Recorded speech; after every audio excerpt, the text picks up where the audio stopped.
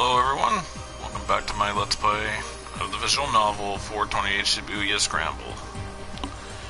So, let's continue. Last one was a little over, almost 5 hours long. I went a little over because I was talking, but this time around I'm hoping it's shorter than that.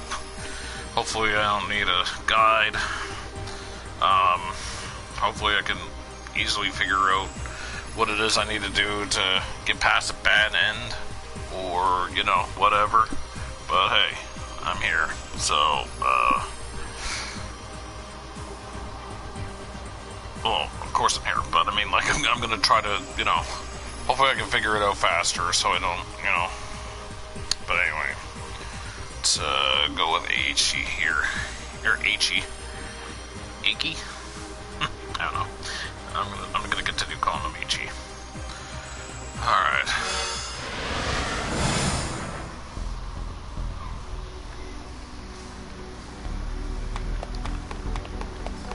Ichi and Hitomi scampered through the back roads along Senegai, white sneakers and pumps slapping on the pavement.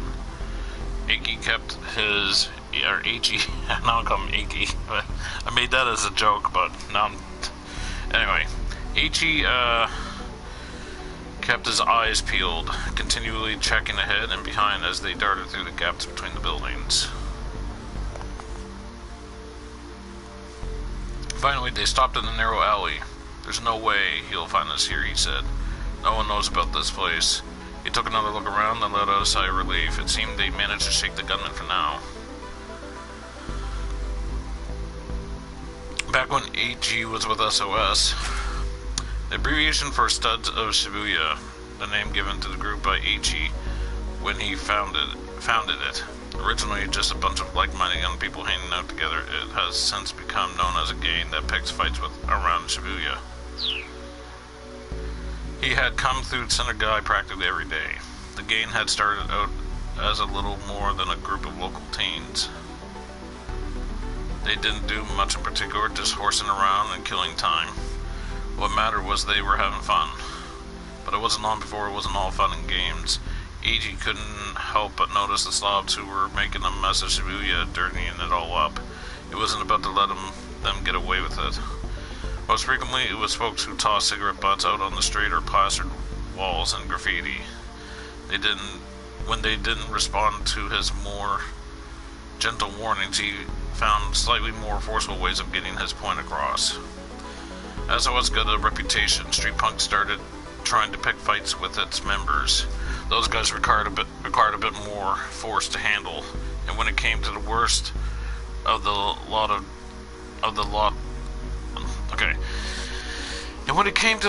lot, the drug dealers, the muggers, and the guys who tried to force themselves on women, it was full-on battle, no holds barred. Before long, SOS had established itself as something of a vigilante corps. Soon it became known as one of the biggest gangs in Shibuya. "Let's lay low here for a bit and see what happens," Ichi said. The alley where they hid was like a dimly lit chasm, obscuring them from view. The only problem now was figuring out what to do next. They needed to find that blue van again, which meant figuring out the best way to get back to Nagasaki without the man with the cane catching them once more. "Ichi," Hitomi whispered. "I think I can handle myself from here." She got to her feet and gave Ichi a deep bow. "Whoa," Ichi held up a hand. "We've been over this already. You're not going to be okay. This guy has a gun. If he let her go up against that assassin alone, he might as well be the one to pull the trigger himself." "Thank you so much for everything you've done for me," Hitomi continued as if she hadn't heard him. She started to shuffle out of the alleyway. "Hey, what did I just say?" "Really, Ichi, I appreciate your concern, but I can't in good conscience put you in danger anymore." "But I mean," Ichi tried to press the point, but had only cut him off. "There's no good reason for you to risk yourself to keep helping me." Her tone was resolute. But Ichi was determined to help her anyway. He refused to back down. Ichi knew she had a point. He decided to back off. I'm gonna go with A. He was determined to help her anyway. He refused to back down. "Look, I wanted to help people who are in trouble. What's so wrong with that?" Huh? He locked eyes with Hiromi, willing her to understand. I'm not the most dependable guy, I know that. But still, Hiromi dropped her gaze and Ichi, trailed off, feeling like an idiot. Oh, it's no use, I'm no use. He hung his head with a sigh. Hey, Death Toke Panda. How are you? Just then a bit of light shone into the alleyway from above. It looked like someone on the adjacent building's upper, not super, upper floor had turned on the lights. Okay, can't make the jump yet, but I know the jump's there.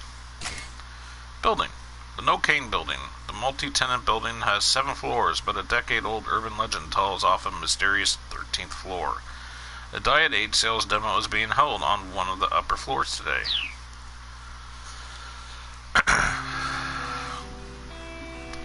The light illuminated Hiromi's face. When Ichi saw the look in her eyes, he reconsidered his decision. She was trying her hardest to hide it, but she was clearly terrified. No way was he letting her go back out there alone. Still, if he tried to insist, she would only refuse him again. Hiromi? Humor me for a second here. Tell me, what's the proper way to dispose of a plastic bottle? She stared at him in surprise. Well, first you remove the cap and the wrapper. Then you rinse out the inside and crush it. Ichi let out the breath he'd been holding. Okay, good. Huh? I don't understand. What's good? You gave me my reason why I have to help you out. I super respect people who respect the environment. I'm one of those whatchamacallits. An environmentalist? Ichi pointed out his mean, clean t-shirt. Hiromi hesitated. And what was your plan if I said the answer was to toss the plastic in with the trash? Well, then I need to stick with you to help teach you. Environmental awareness begins with good education. So then you were going to tag along with me regardless? Look, I'm just super pumped to learn that you care so much about proper recycling. Ichi cracked a huge grin. Okay then. Okay? If you're really that sure about it, I guess I could use your help a little while longer. Hiromi flashed him a little smile. Man, she's so cute, Ichi thought.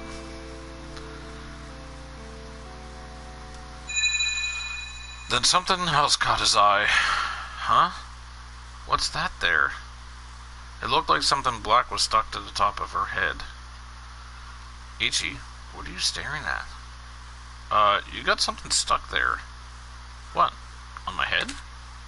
Without thinking, Hiromi reached up and plucked it off. Ooh. It was about 10 centimeters long, its body glistening back, sporting feelers and several pair of legs. It began to writhe and wriggle between Hiromi's slender fingers. Ah, Ichi replied. It's a cockroach. He jumped backward, but Hiromi didn't so much as flinch. Sorry, that gave me a bit of a start, he continued. Guess it must have fallen one of the windows up there. Still, Hiromi did not move. Hiromi? She didn't appear to hear him. Hello? Hiromi? Oh. With a muffled gurgle, Hiromi passed out on the spot, her body as stiff as a mannequin. What? Hiromi, are you okay? Hiromi! Hiromi! Hiromi! It's like saying snake. Snake? Snake! But no matter how loudly Ichi called her name, Hiromi would not come to.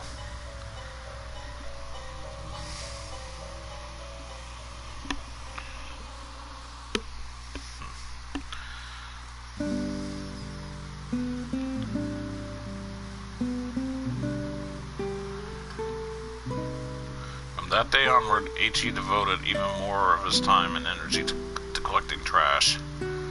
It became his personal passion to see that his city was a clean one, devoid of cockroaches. That was the mandate he has been handed, or, if nothing else, his atonement. Bad end because she passed out? she died. So, what? She died because she freaked out because of a cockroach? The cockroach. Hiromi passed out after a cockroach fell onto her head from out of nowhere. Well, not out of nowhere exactly. Hiromi and Ichi were right underneath the Nokain building where they were selling Burning Hammer. A cat and a cockroach had been fighting it out on one of the upper floors. The cat was victorious, but if it had run away instead, things would have turned out differently. Down below. Okay. I figured it had something to do with Tama.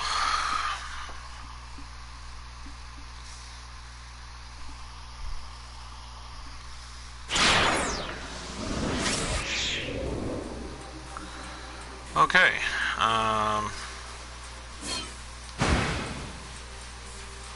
let's go with Minorikawa. Minorikawa stood on the sidewalk weighing his options. Chiaki's phone call had thrown him for a loop. He had expected her to be anxious about doing interviews, but wow, she was a real basket case. Still, that didn't change the fact that he had a schedule of his own to keep. The surveillance camera story had to be his top priority. Chiaki would just have to find some way to fumble through things on her end. He headed on down Dogensaka, scanning his surroundings as he went. There were cameras set up on street lights all over the place. There were so many, it was hard to believe he never noticed them before.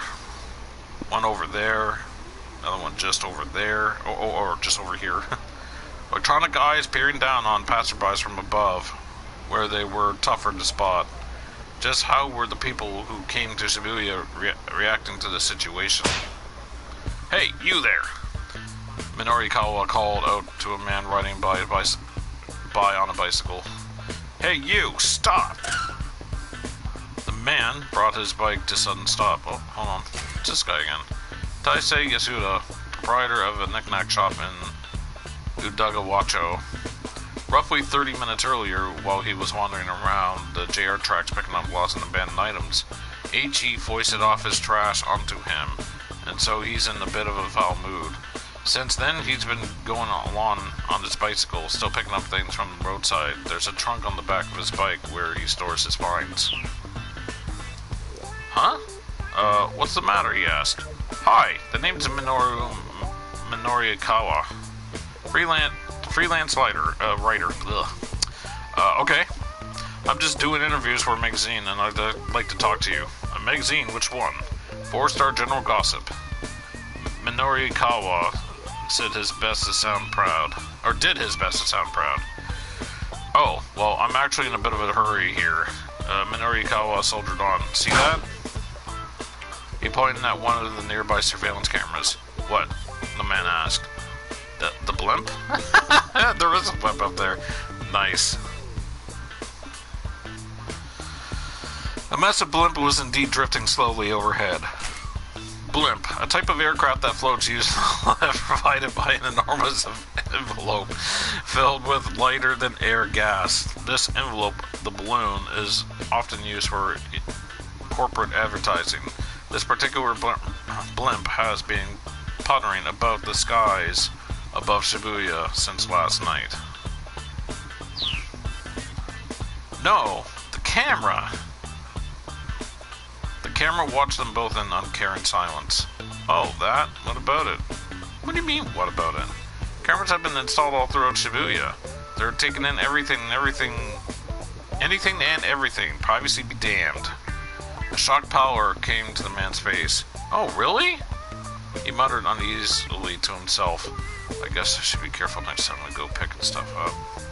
Hey, what are you talking about? Minorikawa asked. Oh, nothing, just stuff. Way to dodge the question entirely. Anyhow, I think there are some good things about the cameras too, the man said hurriedly. Oh, Minorikawa asked, such as? Well, I mean, they must have helped catch some crooks, right? Yeah, I think you're right about that. Oh, I am? The man looked shocked to have his own statement confirmed.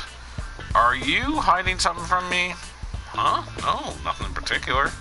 Shook his head vehemently. Nothing at all, really. Well, whatever, Minorikawa said. In any case, even if the cameras are helping in arresting criminals, there are some places where people just don't want to be watched. What? For instance, how would you like it if someone set up a security camera inside your home? What do you mean? I mean, a burglar might try to get into your home. If you had a security camera, you could be alerted right away. Isn't that kind of an extreme argument? Nope, you're the one making the extreme argument here. What? The man stared, bewildered. You're saying it's okay for folks to film people around town as much as they might like, but not to take a look inside people's houses. Yeah, I guess I am, the man mumbled. Minorikawa snorted. You don't think too deeply about things, do you? He mocked. The man huffed in indignation. I don't see the problem, he said. I mean, it's a normal enough opinion to want to bring down crime, but also protect privacy? Well, yeah, so if they're just going to set up cameras around town, I'm okay with that. Minorikawa grinned inwardly. You're being naive, he said. Way too naive. Naive about what? By now, the man was getting worked up. Once you start letting people watch you some of the time, you'll eventually let them do more and more. That's how the world works. A simple change in camera angle is all it'll take to steal the last traces of your privacy away. That's kind of funny coming from you. Doesn't four-star general gossip get all the scuttlebutt from invading the privacy of others? Since when are you people concerned with personal privacy? Meaning what exactly, Minorikawa asked. You know damn well what I mean. I have you no shame? I've got nothing to be ashamed about, Minorikawa exclaimed. If some celebrity scandal breaks, I rate it up in the form of a top-class socially conscious expose. That's the Minorikawa seal of quality. The man rolled his eyes. Please, as if anyone's ever heard of that. Your everyday freelance reporter would say something about how security firms have no right to use cameras to disrupt personal privacy, but not me. Oh no, I'm not the only guy who'd write first-class piece on the subject. And you want to know why? The man's only response was a doubtful look. Because privacy only exists for me to utterly demolish it. Minorikawa finished with a prideful grin. That's nothing but journalistic arrogance, the man railed. That face, though. Oh, yeah? Yeah, I'd rather have surveillance cameras any day. And if the alternative is some weird gossip piece... This time Minorikawa didn't have a handy retort. An awkward silence descended over the pair. Right, I see, Minorikawa muttered to himself as he busily scribbled in his notepad. The man was visibly taken aback. Thank you for your cooperation, Minorikawa said at last. You gave me some good stuff. He held up a hand to forestall an angry retort. I realize I probably got you a bit riled up. You'll have to forgive me. What? The man peered up at Minorikawa in disbelief. This is just my interview style. Sorry, I know it's a little unorthodox. Buddy, you're a weirdo, you know that? The man said. Yeah, I hear that a lot, Minorikawa laughed. So can I go now? Sure, I'll quote you as a passerby in my article. Oh, passerby A. Sure, whatever, the man muttered. He quickly sped off on his bicycle. Minorikawa now had some material for his surveillance camera piece. He wanted to organize what he managed to put together so far. He decided to head toward his next interview location, keeping an eye out for a cafe where he could stop to work on his copy. He used the map included in the project proposal to guide him. It was hard to read the words and make out the details, but it looked like the Nocaine building where the Burning Hammer demo was being held was just down center guy. There was no indication of which floor the event would be held on, however. That made him a little anxious, but he'd probably be able to find someone to point him in the right direction once he got to the building. He spotted a cafe up ahead. Collabo? Computer Laboratory Cafe? I wonder if that's what that means. Anyway. Coffee, please? He shouted as he strode inside. He slumped down in an open chair. Hopefully he'd be able to hole up in here until 1 o'clock working on his article. If he couldn't have done it by then, finishing the whole issue by the end of the day would be a tall order. He pulled a cigarette from his overcoat as he waited for the computer to boot up. Having a smoke was Minarikawa's little trigger for going into writing mode. Writing mode. The state of being in a mood to write some text. As Minarikawa goes about his job, he switches between writing mode, interview mode, food mode, sleep mode. When busy, he'll sometimes go to writing mode and food mode at the same time. Sometimes even straighten into sleep mode in the midst of food mode. When he's even busier, he'll eat and write mid-interview while nodding off. This is known as ultimate mode. He stuck the cigarette in his mouth and lit it up. With the first heavy draw of smoke, he felt his mind focus. A rough idea for his article came to his head, nearly fully formed. All he needed to do now was get it all written down. Finally, his laptop finished booting up. "Took you long enough, pal," he muttered to the computer. His hands leapt to the keyboard like a predator pouncing on its prey. In a matter of moments, he had hit his stride. His fingers clicked away. One by one, lines of text filled up his screen.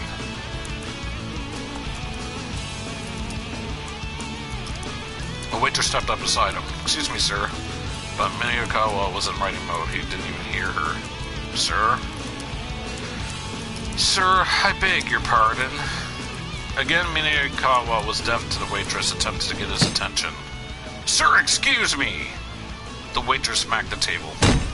"Quiet!" Minarikawa snapped. He slammed the table right back. "Don't interrupt me when I'm working. Not if you know what's good for you."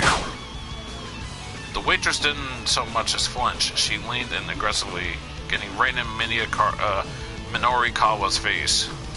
Waitress. "Ikumi Omaya, employee at Kolabo Cafe. While appearing cute and demure at first glance, she's quite strong-willed and frightened when angry. She works nights at a place called the Scolding Pub, where customers rent private rooms in which they are scolded at length by attractive girls. One middle-aged businessman once told her, 'Your face looks simply marvelous when you're angry.' She is a cutie. "Sir, I hate to bother you, but I have to ask you to please refrain from smoking." Minarikawa blinked. "Huh? This is a non-smoking establishment, sir." "No smoking?" Minarikawa asked. The cigarette bobbed in his mouth as he spoke. The waitress pointed sharply to the sign on the wall. The words "no smoking" were spelled out clear as day. "We ask that patrons please not smoke on that smoke so that other customers can fully enjoy the aroma of their coffee." The waitress drew herself up in arrogant triumph. A woman sitting at the table next made a face as she tried to fan the smoke away from her hands. Customers all around the shop were glaring at him. "You guys didn't know the first thing about the aroma of coffee," Minarikawa scoffed. "The scent of coffee only truly comes from the midst of choking stench of tobacco smoke." The waitress' only response was to jab her fingers again. But this time she didn't point at the sign, she pointed to the door. "Sir, if you're going to smoke, please take it outside."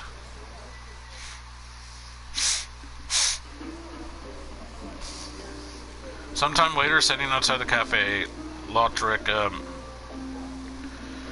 Minarikawa lit up his third cigarette.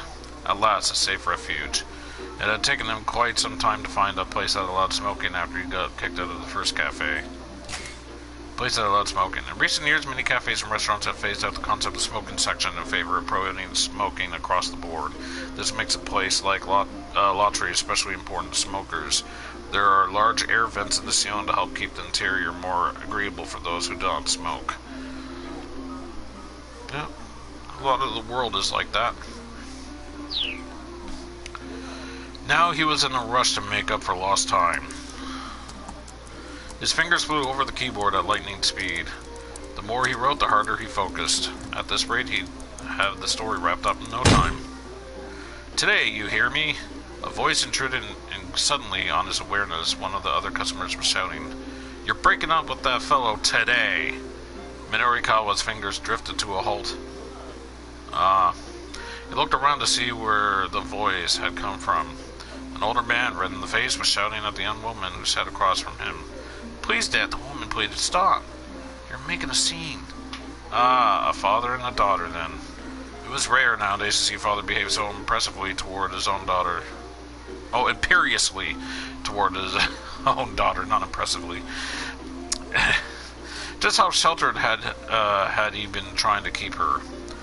Minorikawa couldn't see her face from where he was sitting, but his interest was piqued. A, should he move to another seat where he could take a look, or no, he reminded himself that he needed to finish the article. Let's go with A. Should he move to another seat where he could take a look? Gathering up his laptop, Minorikawa switched to a different table. "I don't care if I'm making a scene," the older man was saying. I'm not leaving until I see you cut ties with that boy, do you understand? I understand that you're never happy unless you get your way. You're acting like a spoiled child. Don't you talk back to me. You don't understand your own situation. You're letting your emotions guide your judgment without putting any thought into your future. No, Dad, you're the one who doesn't understand. The father-daughter argument was getting more and more heated. Dad was clearly furious. Minorikawa shifted closer, curious to see what might happen next. Then he saw the daughter's face and gasped out loud. "Oh, hey, I know you. Wait, you're on TV, right?" The father scowled up at him. "You must be mistaken," he said gruffly. "No, I'm sure of it," Minorikawa said. "God, what show am I thinking of?" The young woman seemed disconcerted by his enthusiasm. Who was she? Called out a waitress who was passing by. "Hey, miss, do you know this gal? She's an actress, right? It's right on the tip of my tongue." The waitress ignored him, but Minorikawa was undeterred. I know this. Weren't you in one of those TV dramas or something?" TV dramas. Minorikawa is probably thinking of a series starring Masami Nagahama, possibly Operation Kolkhoz, The Last Frenchman, touched by a tuna, or Sailor Moon Pies, all which received high viewer ratings and are fondly remembered in the public consciousness. Touched by a tuna. If that is actually real, I would give that a watch and see what it's like. "Right, we're leaving," the father grumbled. He rose from his seat, radiating aggravation. "Huh?" the young woman said, but not waiting to hear her objection, he grabbed her by the hand and stormed out of the cafe. "Hey, hold on," Minorikawa squawked. His plea fell on deaf ears. All he could do was watch them go, then shuffle back to his seat in disappointment. Damn it, what was her name? I should have asked for her autograph. Mumbling under his breath, Minorikawa went back to typing.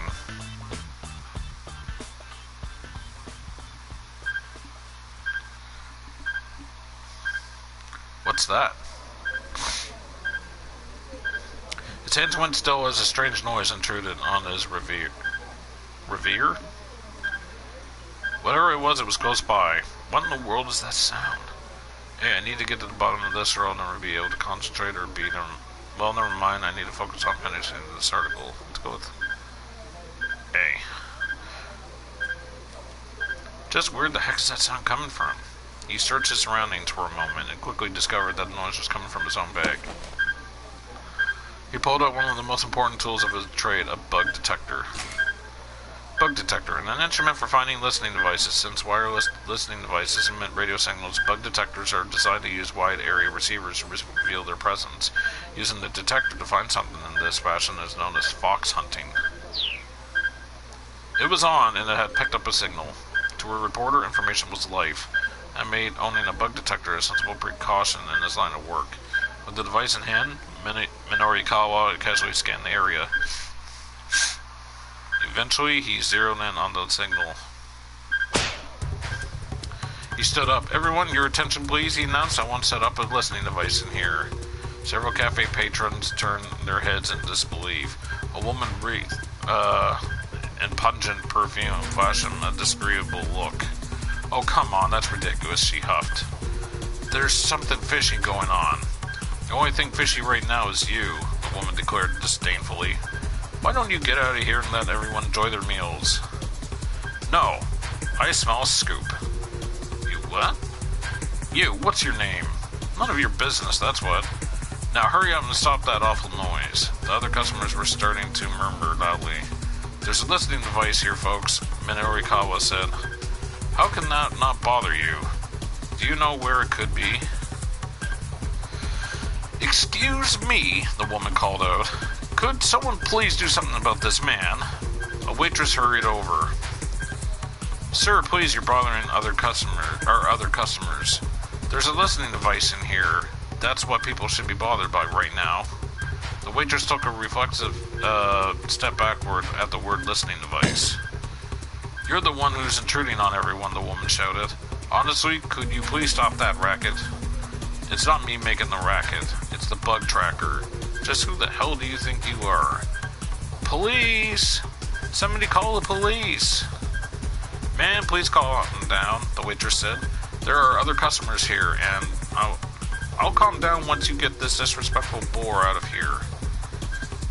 All I'm doing is sharing the truth. You can't kick me out for that.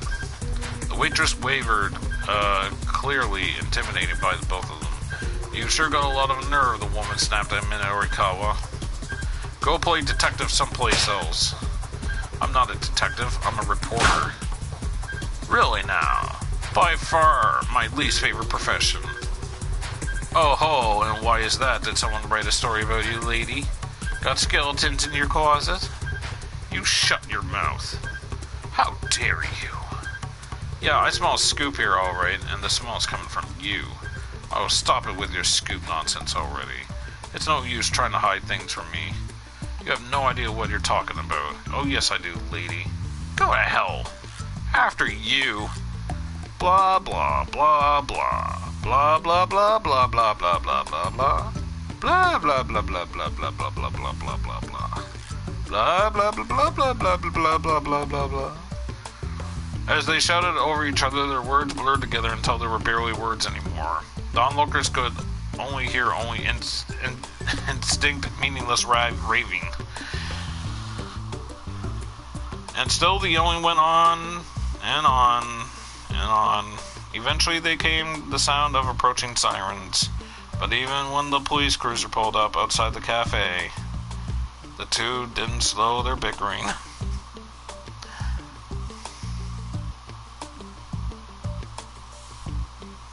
Bad end.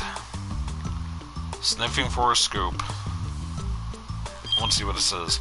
Minorikawa lost his cool and got drawn into an argument with a stranger, giving no thought to the consequences. By the time he came to his senses in the jail cell, it was too late to save four-star general gossip. Maybe worrying about weird noises can wait. Right now, finishing up that article sounds like a better idea. That was pretty funny, though.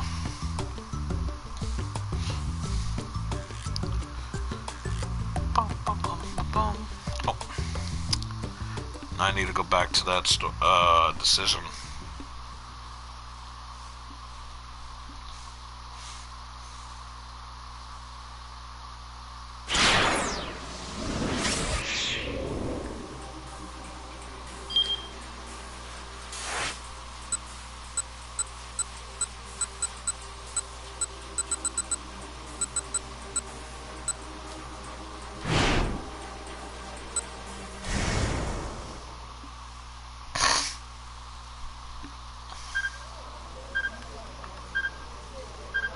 Well, never mind, I need to focus on finishing this article. Minorikawa tried to immerse himself in his writing again. Before long, he stopped worrying about the curious sound.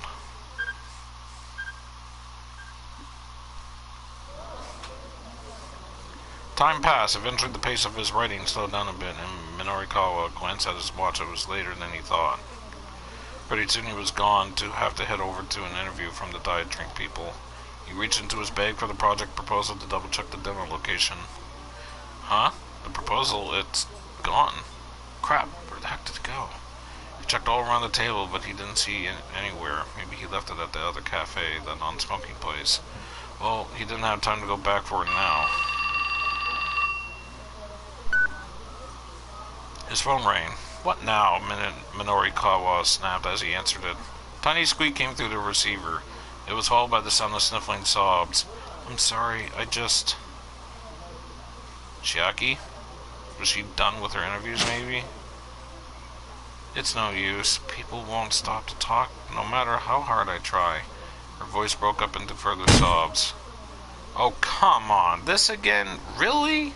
I can't do it. Don't worry about paying me. Just please let me go home. Minorikawa is already operating under a too tight schedule. He didn't have time to worry about Chiaki on top of it all. Just slow down and take a breath. Try and keep at it a little longer. You should have seen this coming when he first called her. Her shyness was practically pathological. But if he cut her loose now, all this frustration would be for nothing. But I can't do it, Chiaki whined again. Please, just forget you ever called me. She hung up before Minorikawa could get another word in. He tried calling her back, but she didn't pick up. Damn it, Chiaki. Don't you dare bail on me. Leaving money for his coffee at the table, Minorikawa jumped up and bolted from the cafe. Probably forgot his computer and everything. The plaza outside Shibuya station was as crowded as ever. Minorikawa looked around, but there was no sign of Chiaki. She bailed. Minorikawa dropped to his knees in despair. His last hope had up and left. There was no one else he could ever even ask. Damn it. Alright, fine. Then fine.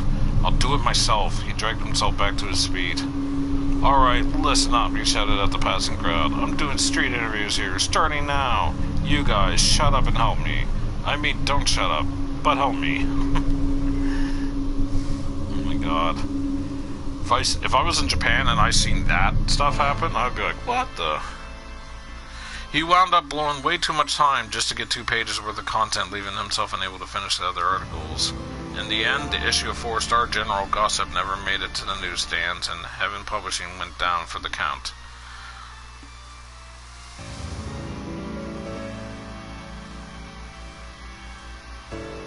Wow. Bad end. Without Chiaki, Minorikawa just couldn't get the gossip finished in time. What made her run off, though? Chiaki shows up in Kano's story at 12:10. One of the decisions there is what ultimately put her over the edge. Okay. Alright, so we're done with this guy for now. Let's go to the cat.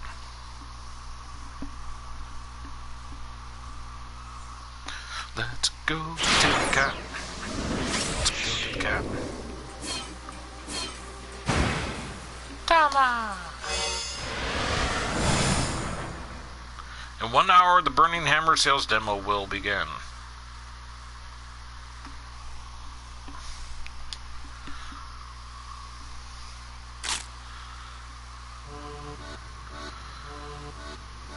Chiri is laying out the assortment of snacks that we'll have on hand. Hey Tama, you hungry? Why yes I am. I mean, that should be pretty obvious at this point.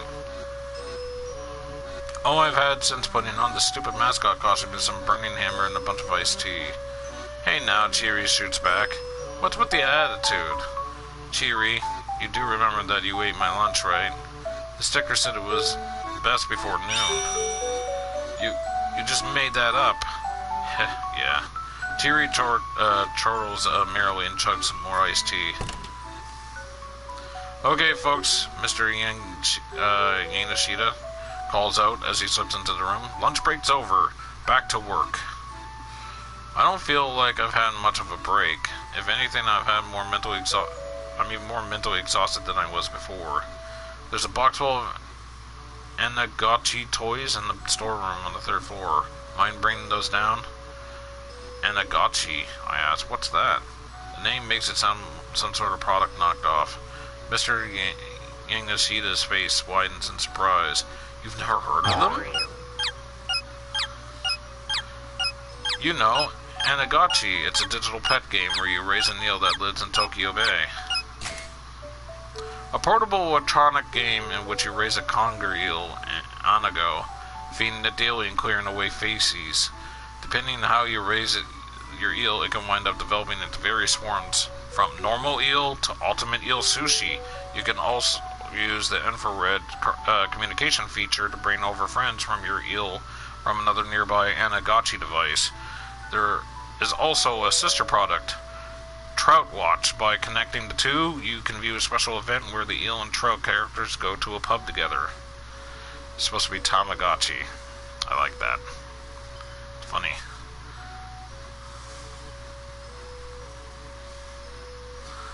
Alright. Never heard of it, I say. Huh? Well, I guess maybe a lot of people in Japan haven't heard of it yet. But it's all the rage right now with youngsters over in New York City. New York City? Oh, he must mean New York City. It's popular in New York, really? Anyway, I did some quick checking and that's what I learned. So last month I bought a whole bunch of them. And once again, you were swindled. Yep. Ouch. Chiri dropped the hard truth. Mr. Yangishida let out a pathetic whimper.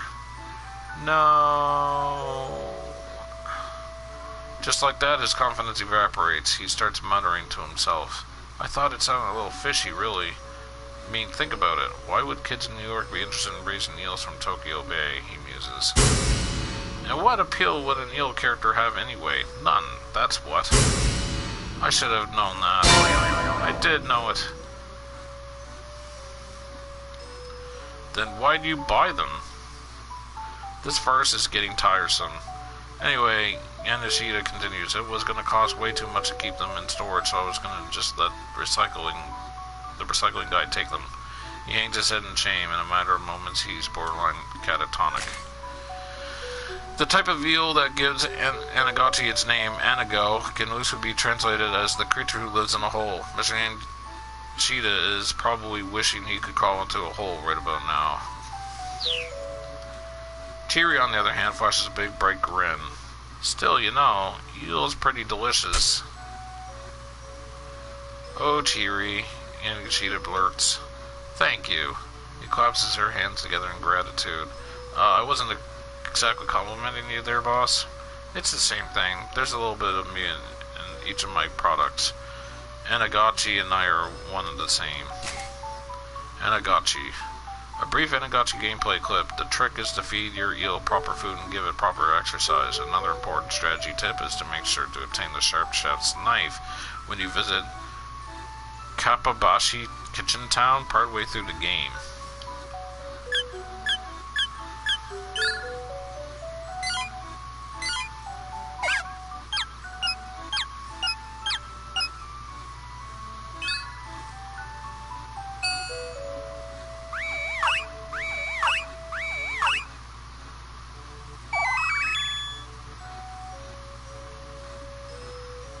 Okay.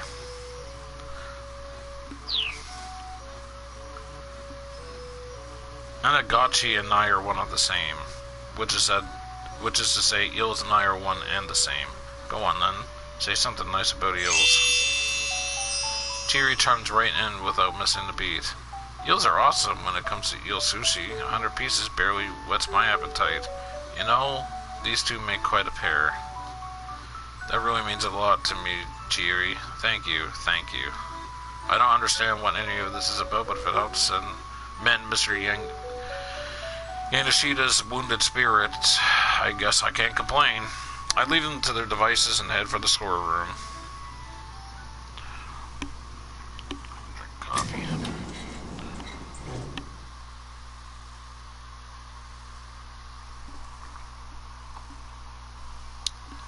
Ah, that's good. The storeroom door opens with a rough grating sound. Okay, now, where's the light switch?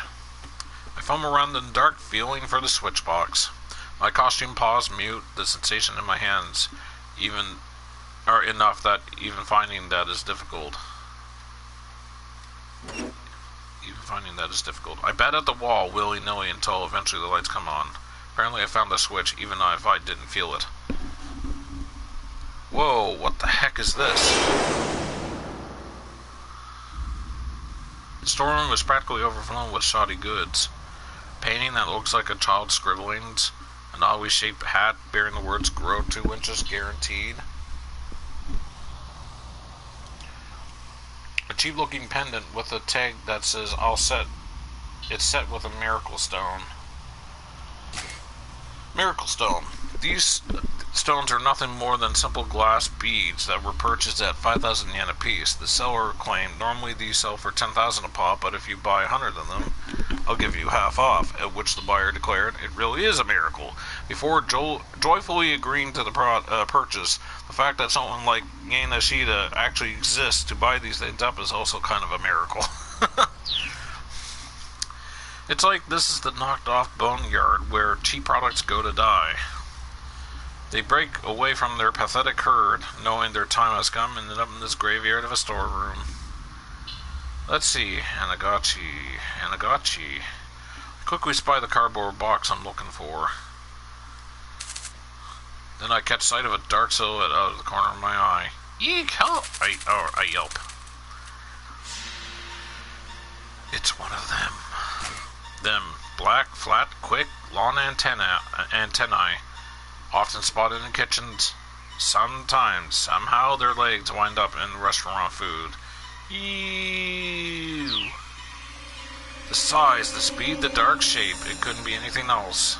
It peers back at me from the shadow of the Anagachi box, the faint light catching its luster of its carapace. It looks ready to leap out at me at any moment. I need to act fast. A, I challenge it to single combat, and B, I snatch up the cardboard box and make a run for it. B. I snatch up the cardboard box and make a run for it.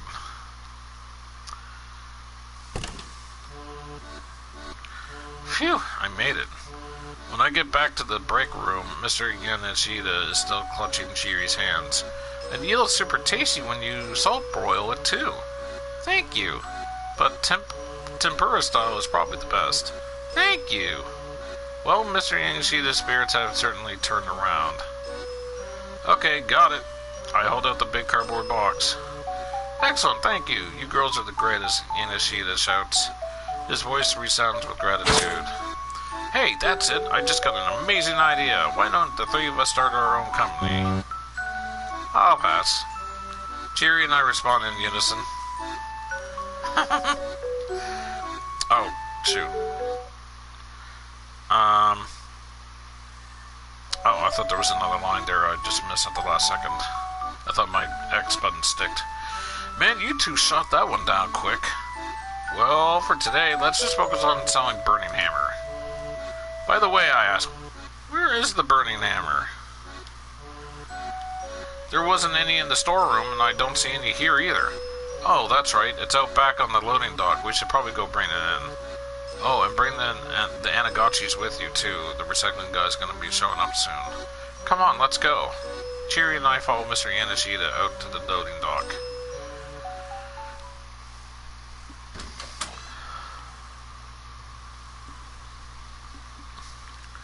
But the loading dock, it turns out, is empty. There's no sign of the Burning Hammer anywhere. It's gone, Mr. Yanashida murmurs. Then his voice rises to a shout. It's gone! All gone! The Burning Hammer, it's all gone! Flying into a panic, he searches frantically from one end of the dock to the other, leaping into the air, even peering down into the cracks. But no matter where he looks, there's nothing for him to find. It was right here a little while ago, like right here. I hear the sound of an engine revving outside. Mr. Yanashida cries out in alarm. We can see a truck starting to pull away. Its bed is piled high with cardboard boxes and other assorted trash. Hey, boss, is that... Yes, there it is. Mr. Yanashida begins racing after the truck. My Burning Hammer! His voice cracks as he cries out, Give that back! Give it back!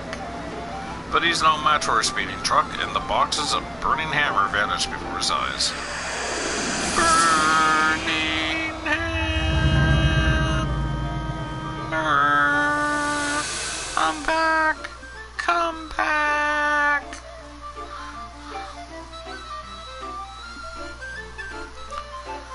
Yanishita's wailing echoes from the surrounding buildings. It's like something out of a movie. What the hell? What's up with that truck? Tama! Who the heck was that? Hey, don't look at me, I reply. Huh? With all those piles of stuff, it looked like it was the recycling guy. Or just like the recycling guy. As soon as he says it, revelations dawn on his face. The recycling guy, he mutters. I can see the color draining from his face. The words recycling guy give me an idea. If it was him, maybe he thought he was picking up the Anagachis by mistake. We have to find it. To find that truck. Oh, we have to find that truck. The man is absolutely beside himself. Chiri, Tama, you two split up and try to track it down. Wait, why do we have to look for it? Again, Chiri and I speak in chorus. If there's no sales demo, there's no money pay you. There's no money to pay you. I didn't see the two at the end. And then all the work you've done will be for nothing. Right. When he puts it that way, I guess there isn't much of a choice. Somehow or another, we'll have to find that truck. It can't be gotten far, he continues. Now go hunt for it like your life depends on it.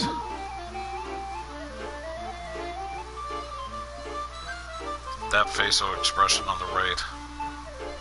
Chiri and I look at each other and sigh. How do you want to do this, she asks. Want to search together or should we split up? Let's go together, we should split up. We should split up. Chiri and I go our separate ways, searching for a truck full of junk. Chiri would seem to be the type of girl who would just be like, yeah, I'm just gonna split up and then not actually look for it. I make my way to Center Guy. I'm so focused on searching all over as I walk that I lose track of where I'm going, and I wind up bumping into a man who's hurrying along with his daughter. A man who's hurrying along. Teruo and Hana Toyama. They came to Center Guy to eat lunch. Before that, they were at Heaven Publishing in Shibuya. Lunch home. While wandering around distractedly looking for somewhere cheap and tasty, Mr. Toyama bumped right into Tama. Oh, pardon me. I hop back into my feet and go to bow to the man in apology. Ow. He bows at the same time and we manage to bonk our heads together. Sorry. As her dad drops to his knees, clutching his head, the girl begins to wander off. Hey, Hana, wait. The man lurches to his feet and rushes after the girl. She seems like an odd kid, only 10 or so, but strangely cold and distant for her age.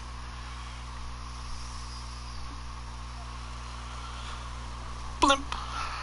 Nursing my own sore head, I make it all the way to Shibuya Station, but there's no sign of the truck. I'll probably never find it just by wandering around randomly. It's a Casio. I had to watch it. It was almost like this, actually, back when I was a kid. It just didn't have that round circle thing on it and the smaller screen. It was just the thing there in the middle. But it wasn't red. It was just your average gray background with the black font for the time. Anyway, I ended up getting the watch in the mail. I wasn't sure how I exactly got it, but I was like, hey, I really dig this watch, and I accidentally broke it like a month or two later from playing with the strap, and I was like so heartbroken I actually cried in the middle of class, and I was like, oh man, I broke my favorite watch. But I mean, at the time, well, I was in actually 6th grade, because I never gotten anything randomly free, because we honestly have no idea how we got it, but it was marked to my address, and it was for me. So, I was ecstatic. I didn't know where this thing came from. I was just like, hey, this is great. I love this, getting free stuff at random. Like, I don't know. I looked at it as,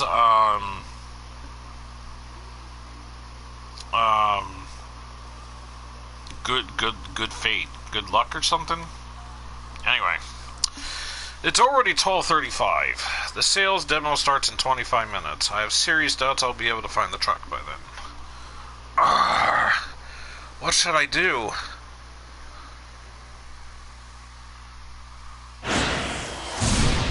Keep out. Ooh, okay.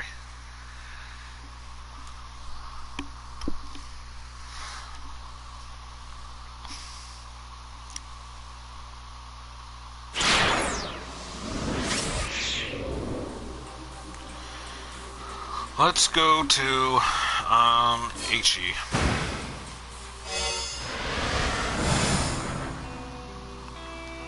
Okay then, okay. If you're really that sure about it, I guess I could use your help a little while longer.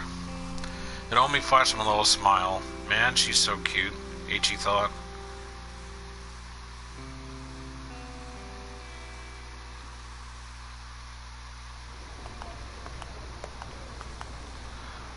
Sneaking out from the alley, Ichi and Hiromi began to make their way along the side streets back toward Dogenzaka. It was a pretty big detour compared to taking the main thoroughfares, but that would be worth it if it meant they avoided the man with the cane. Ichi looked over at Hiromi as she walked alongside him. Her face was solemn. You could feel the intensity of her worry for her sister. Oh, well, well, well, look who's got himself a little cutie. The sudden call to startled him. He spun around. Yo, me clean, over here. Ichi spotted a young man up ahead sneering at him.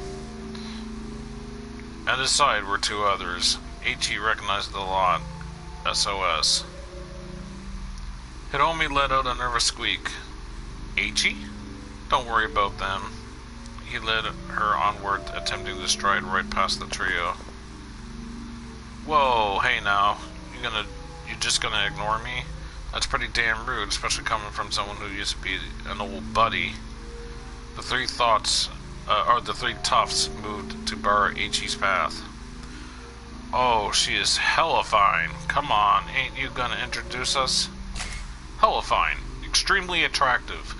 The etymology of hella is somewhat unclear, but its meaning is undisputed. Very, a lot of, totally, and the like. Potentially synonyms for hella fine include mighty fine, fine as hell, and banin. Sorry man, Ichi said, I'm in a bit of a hurry here. He gave them a tepid smile. A big hurry, huh? Where to? Some love hotel in Maruya Macho? Too rich, another chimed in. She is screaming, Ichi? Ichi! They burst out howling like a gang of monkeys. One of them cackled like a grinning idiot. Ichi! Ichi! Ichi! I had to do that. And I actually feel embarrassed that I did that at the same time. Anyway, a lot of people are going to be like, oh god, cringe. Cringe to the, 10th degree. I was trying to make it cringy because that's what they are, being cringy. Ichi felt his anger boil. These guys were in sore need of a major ass-kicking, or B, but there was too much at stake. He was just going to have to suck it up and ignore them for the time being, B. Gritting his teeth, he tried to slip past them, but the largest of the three grabbed him by the collar. You ran out, man. Susumu's the one who runs this town now. You got no right to keep acting like you're the boss of us. He shoved Ichi up the wall. Says who? Ichi asked Susumu. Say what now? Did Susumu say I've got no right to act like the boss? Bitch, please. Susumu ain't got time to worry about your sorry ass. Ah, is that so? Ichi's fist flashed out, catching the man clean on the jaw. He dropped to the ground with a dull thud. So, tell Susumu this. Everyone in Shibuya needs to just play nice and have fun. Ichi kept his tone light and jovial, but he eyed the other two toughs like a hawk eyeing its prey. Is he gonna be alright? Hiromi murmured. She looked at the man Ichi laid out with some concern. Ah, he'll be fine. If that's all it took to knock him out, he's got no right to act all badass. Ichi, huh? I don't believe I've had the pleasure. A taller man with an angry gleam in his eye had appeared at the top of the stairs nearby. He must have turned up during the commotion. He radiated a distinct aura of menace. That's me, Ichi replied, and just who are you? For once it was someone he didn't recognize. The name's Yoji Kiru. Yoji Kiru used to roll with a gang from Ikebukuro until a few months ago, known as the Killer Whale of Bukuro. He answered any and all resistance with his fist. His crazy antics led him to being kicked out of the gang, however, and lately he's been hanging around Shibuya. I joined up with SOS after you left. Now I'm Susumu's number 2 guy. The newcomer stared at Ichi's face, sizing him up. Our legendary founder, I've heard so much about you. The founder. It had been a long time since anyone had called him that. There'd been a bunch of arguing over who would take charge of the new group that was forming to set things straight in Shibuya. At some point, folks had started hailing him as the force behind SOS. But founder, that was just something his buddies called him. He had never paid it much heed. Shibuya was a place for fun, not hierarchies. At least in Eiichi's mind, that's how it ought to be. Or that's how it ought to be. Like how you busted up some mean old drug dealers, rescued your powers from Yakuza bondage. Here, bondage is used strictly in the sense of captivity. Any other types of Yakuza bondage will not be featured in this game. Sorry if the tip link here got your hopes up. You're a real hero. Kiru's tongue flicked from his mouth like a snake. Hitomi shuddered. Eiichi couldn't blame her for being creeped out. But that's all in the past now, isn't it? Kiru continued. You went modest on your way. It's up to us now. You went modestly on your own way. It's up to us now. And we've helped SOS grow by leaps and bounds to help carry on your legacy, no matter who stands in our way. That thought didn't sit right with Eiichi. If aggressive expansion was the name of the game was losing touch with its roots. It wasn't about keeping Shibuya safe and fun anymore. I think I said that wrong the first time. That's why I repeated it. Make SOS bigger, huh? He said. I'm guessing that was Susumu's call as well. Kiru didn't answer his question. His mouth merely twisted into a knowing sneer. In any event, I think these boys here need a little lesson in manners. The guillotine ought to do the trick. Guillotine, a capital punishment device invented in 18th century France. The condemned is executed by decapitation by means of a heavy blade that descended from above, named physician Joseph Ignace Guillotin, who advanced his use for the National Assembly. Both King Louis XIV and Marie Antoinette were executed by a guillotine. Fun fact, there's actually a busker who stands on one of those podiums and doesn't really say anything. She's, I guess, a bit more supposed to be of a mime. And her character is Marie Antoinette. Well, not her real name, but I mean, that's her character. I think it's supposed to be it is based on her, I believe. But anyway, I just kind of remember that after reading it. She popped into my head. Anyway, I don't know where she's traveled to, but I know she's from Canada. But anyway, I'm pretty sure she's from Canada. I talked to her briefly once, when she was, busking. And she had her own web page, and I read that it was like taken down by some type of third party people, and then she ended up getting it back or whatever. It had something to do about banking and stuff like that, but it wasn't actually about that at all. It was like some type of bug or virus or something like that, and then anyway, I'm getting off topic here, but anyway, the other gang members started in alarm. Whoa, hey, just calm down, man. Please, anything but the guillotine. Kiru pointedly ignored their pleas. Whoa, hey, what's the guillotine? Eiichi asked. Kiru smirked. The guillotine is the guillotine. With me, worms, without a glance back, Kiru strolled away. His two underlings followed him unhappily. Eiichi wondered what lay in store for them, but right now he had more important things to worry about. Come on, let's go. He took Hitomi by the hand, and they were back on their way.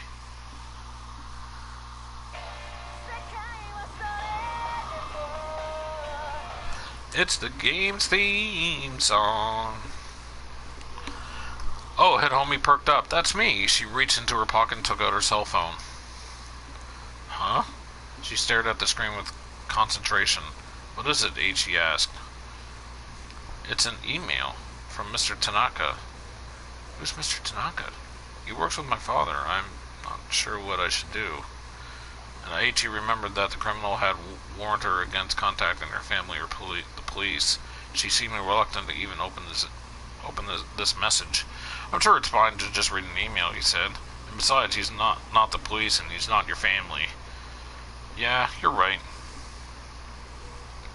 Hitomi scanned the message anxiously. Sounds like he's worried about me, she said. Then, does he know about the kidnapping? Yes, I know my father trusts him. And he's always been so... Hitomi cut herself short. So it was clear to Eiichi that she and Tanaka person had some sort of close relationship. She and this Tanaka. Oh, okay. I wonder if it's safe for me to let him know what the situation is. I think it should be... Eiichi told her. I mean, the kidnappers aren't gonna know you sent an email, right?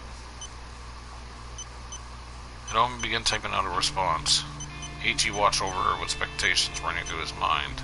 There was no way a mild-mannered young lady like her could be dating one of her father's co-workers. Was there?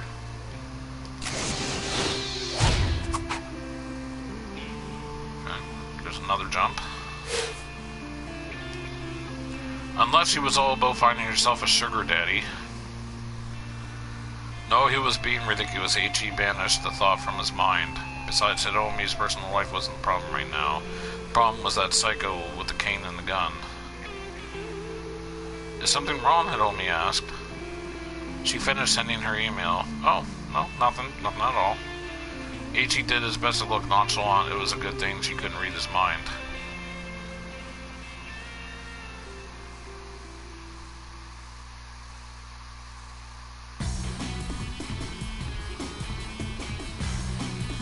They exited Center Guy and resumed their approach toward Dogenzaka by way of Mariamacho. There are many hotels in Mariamacho. There are not ordinary establishments, but rather the sort of hotel where two people who are so inclined might, and this is redacted. A couple heading to this kind of place in the early afternoon would, without a doubt, be assumed to be bent on redacted. You might be wondering whether an option for these two to get up the mission will appear as a selection prompt. Well, don't get your hopes up, this isn't that kind of game. It's basically pay by the hour, basically hotels, in case anybody was wondering. Anyway, another long detour to increase their odds of running into the gunman. They made an unlikely pair. Scruffy Eiichi limbs lacked aesthetically swinging to his side. His embarrassment and brisk purposefully hide his embarrassment and brisk purposefully hit on me.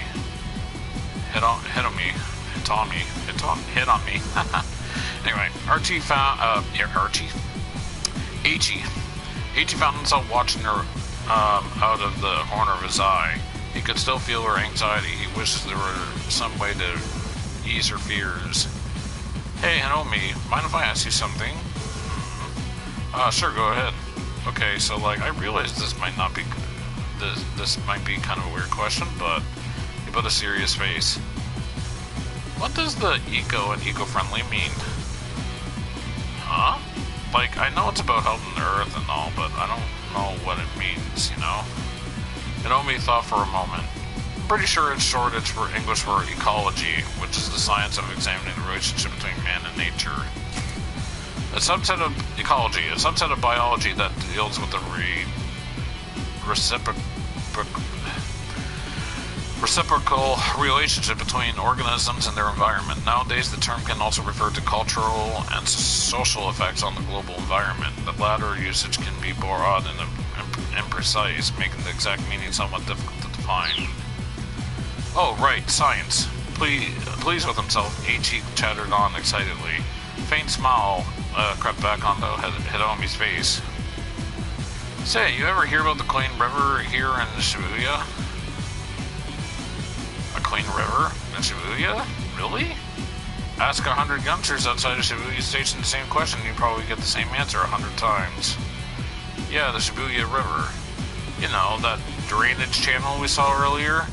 Wait, that's the clean river you're talking about? By no reasonable definition was the Shibuya River what anyone would call clean. That's the one, Eiichi grinned at her confusion. See, the river used to be clean a long time ago. I read about it in an old book called Science Strikes Back. Science Strikes Back, a popular monthly magazine abbreviated SSB. The series has been running for 29 years now, but the Strike Back appendix is still immensely popular with the children. The woman who handles the home deliveries is known as the SSB lady, and children wait excitedly on the 25th of each month for her to make her rounds. I used to have that book, Hitomi chirped, her eyes wide with excitement. You're talking about that bit with the river that got turned into a song, right? The river that got turned into a song. The famous 1912 song, Haru no Agawa, The Spring Brook, with lyrics by Tatsuyuki Takano, and the music by Teiichi Okano. Okano. It is said that the song was inspired by the view of the upper course of the Shibuya River during Takano's childhood. In the modern day, there are a stone monument bearing the song lyrics along the Odaku line between Yogi Hachiman and Sangubashi. Yeah, that's the one. You read it too? I did. Eiichi felt a giddy rush at an unexpected connection they shared. Imagine if there was still a clean, beautiful river here in Shibuya. It'd be a perfect place for taking a romantic stroll. Hitomi looked up at Eiichi. She seemed to share his joy in this idea. Wouldn't it be amazing, Eiichi said, if that dirty little channel could be clean like it used to be? It would. Maybe as amazing as the look on Hitomi's face right now, Eiichi thought. Hitomi, tell me some more ecology stuff. Hit me with whatever you got. She seemed happy to oblige, and so as they walked along, Hitomi explained the bits of knowledge she'd picked up over the years. Eiichi was quiet, hanging on her every word. The return to Dogenzaka became an impromptu environmentalism lecture. Hitomi continued until she exhausted her ready knowledge. I just don't get it, Eiichi grumbled when he paused at last. I mean, why is it a bad thing that the planet gets warmer? Wouldn't that make it winter places like Hokkaido way easier? No, you see, because the whole planet gets warmer, it'll cause the whole ecosystem to collapse. Eiichi racked his brain. And the ecosystem is what again? Is that a solar system? Images of the cosmos filled his imagination. No, not really, Hitomi said. So it's more like a sound system then. Not really. Oh, but anyway, you're saying the problem is with the, what was it again? Carbon dioxide? Yeah, that stuff. I'm gonna have to cut down on that. Sure. That settles it, Eiichi declared proudly. No more soda for me. Soda, Hitomi asked? Yeah, it's carbonated, right? Hitomi burst out laughing. What? I'm serious, you don't think I can do it? I'm sorry, Hitomi said, catching her breath. It's just... Her face froze, her mirth abruptly vanishing. Oh no. Huh? Eiichi stared at her face in alarm. What is it? He turned his attention in the direction Hiromi was looking. The man with the cane was bearing down on them. Oh, come on, you have got to be kidding me. He grabbed Hiromi's hand and ran. This time he headed for the main road, hoping to get lost in the crowd. Hiromi struggled to keep up. She was exhausted after all the earlier running. You can do it, he told her. The guy got a cane. We can outrun him. The assassin was still hurrying after them. Once we get around the next corner, we'll be out on the main road. Yeah, okay. She strained to get the words out. Bit by bit, her feet were slowing down. It was another 50 meters or so to the main road. Ichi realized that they might get caught before they get there. Sorry, Hiromi, he exclaimed, but I gotta do this. He scooped her up in his arms. Eep! By the time the squeak had escaped her mouth, Ichi was already running full out. Ichi? Please put me down. Don't worry, you're super light. Ichi glanced back and saw the assassin now far behind him, breaking off his pursuit. But just as they rounded the corner, he heard the man call out to him.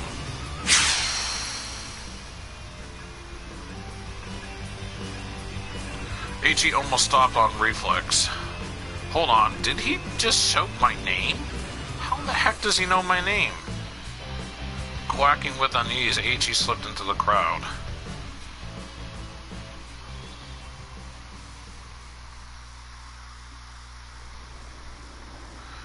Ichi, could you please set me down now? A meek voice pulled him from his panic. Huh? He looked down at the girl in his arms. People in the crowd all around them were watching and chuckling. I mean, I'm really happy you saved me and all, but being carried around like this is, Hiromi was blushing beet red. Expression had gone pale. Oh, but Ichi's expression had gone pale. Ichi, wait. Had he really heard that right? That's what it had sounded like.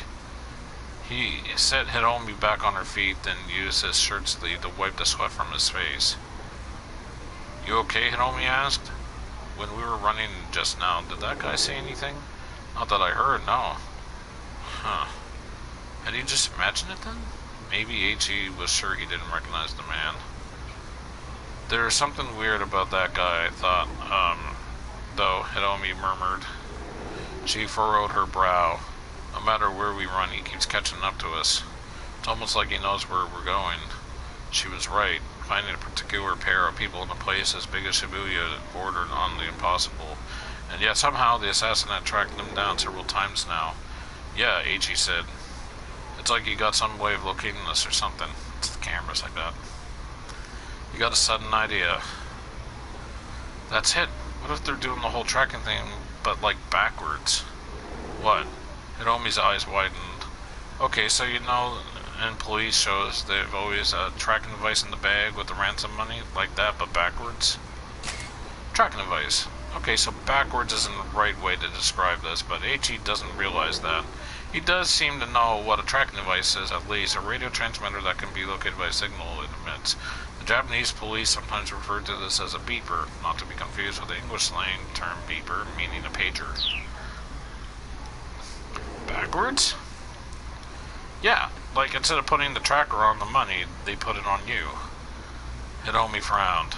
I don't see how I could possibly have a tracker on me, she said. I mean, I'm just wearing my clothes from home.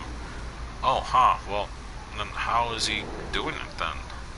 Barely a moment passed from the moment he got the words out of his mouth. Once again, the man with the cane stepped out on the road ahead of them. It really did seem as if they know exactly where they were going to be. How the hell is this happening? Ichi groaned. He reached for Hiromi's waist, ready to pick her up again. It's okay, I can run by myself. Ichi took her by the hand instead, and they raced into another alley. This guy will just not give up. At the far end of the alley, he could see a forklift parked beside a pile of cardboard boxes. Ichi decided to A, throw the boxes at their pursuer, or hop into the forklift and drive it at the assassin. I'm gonna go with A, throw the boxes at pursuer. Ugh. Ichi snatched up the nearest box, turned and threw it at the man with the cane. The box was filled with something heavy. This ought to do some damage. He watched with satisfaction as he struck the assassin in the face. The man staggered sideways. Here, have another. One by one, Ichi hurled every box in the pile. And one for the road. The last box was improperly sealed. It broke open as it struck pursuers, sending several bottles flying. They shattered as they crashed onto the street, splashing red liquid. Oh no, that's the burning hammer. The assassin dropped to one knee, scrubbing at his face with his hand. Ichi looked on in surprise. He couldn't possibly have hit the guy that hard. Peering at the man more closely, he saw that he was splattered in red liquid. Apparently the stuff in the bottles had gotten in his eyes. Ooh. Now's our chance. Ichi took off with Hinomi, leaving her pursuer kneeling in the alley.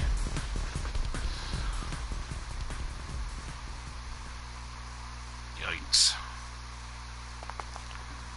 Something tells me I shouldn't have made that move. It's gonna be bad for, Tamazen. I was gonna say Tomo. Their ragged breathing echoed through the maze of side streets. All that work just to wind up fleeing for their lives again. Ichi ground his teeth in frustration. Ground his teeth. There are two main types of teeth grinding. The subconscious act of grinding one's teeth together while asleep, and gritting one's teeth together as a response to anger or frustration. Here we have an example of two. As roughly the same time, Minoru Minorikawa is grinding his teeth while trying to keep to his schedule. Okay, I can't make it to that because I'm not that far to him. Anyway. Hinomi, he groaned while they slowed down to catch their breath at last. I'm so sorry. Hinomi was nonplussed. Was nonplussed. Okay. Sorry, whatever for. I keep saying how I'm going to help you, but instead I just keep putting you in danger.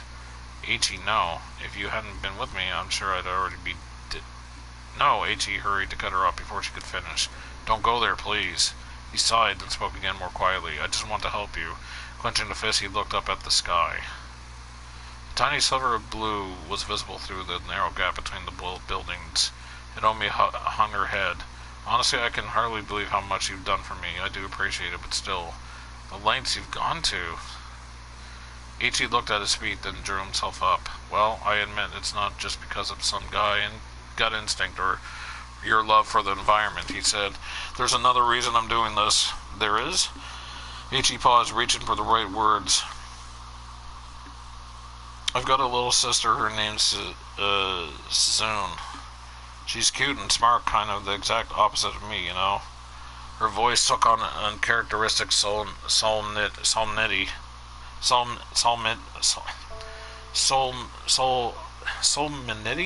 I don't know. Anyway, but she's got a weak heart, so she's in the hospital. Oh, I'm so sorry to hear that. But what does this have to do with wanting to help me? Back when Suzanne was first admitted, I'd go and visit her every day, but she...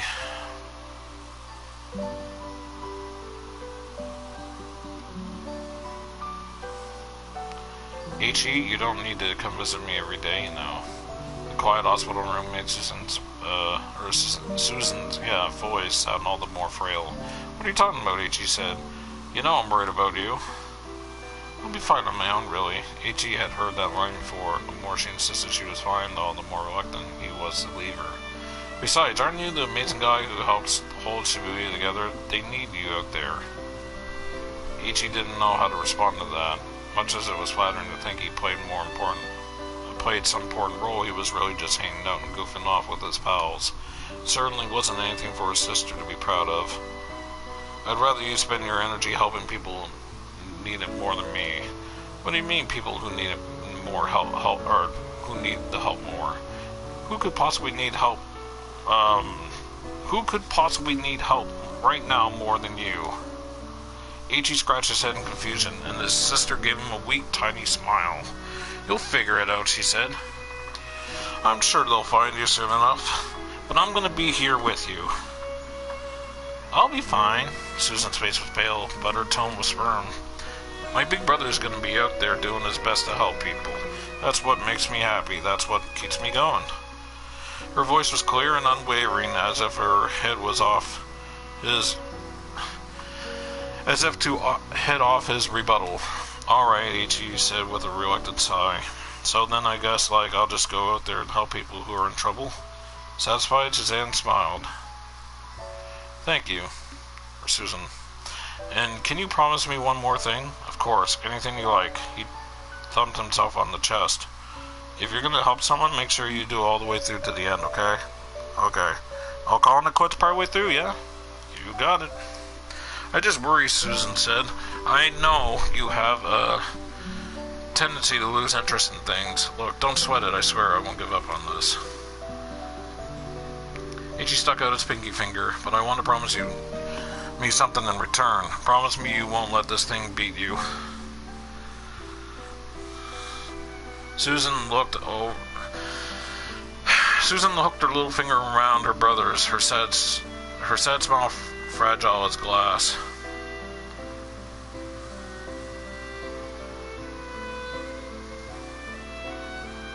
"And so, there you have it," Ichi said. "Of a rubbish story, I know, not very funny. So your sister's heart condition, it's pretty bad?" Ichi nodded. "You know, she called me amazing." "There's nothing amazing about me, Susan. She's the amazing one. She's been in the hospital so long, in so much pain, she never complains. All I do is hang out and goof off with my friends." He gave a shrug. "But I just kept thinking about how happy she'd be if I really did help people. It had turned out that finding people in need hadn't been all that simple. The only helpful thing Ichi had been able to think was going around picking up trash, and that's why Susan's idiot brother left SOS to be Shibuya's garbage man." "Did your friends know?" Hiromi asked, "about your sister?" "I didn't tell them. I didn't want to pin this all on her being sick." "I see. At least now, Hiromi, understand why the fight with the local toughs had been about." The sound of approaching footsteps jerked them back into the present. The man with the cane appeared at the end of the alley. He raised his gun. There was no time to flee. Hold on a sec, folks.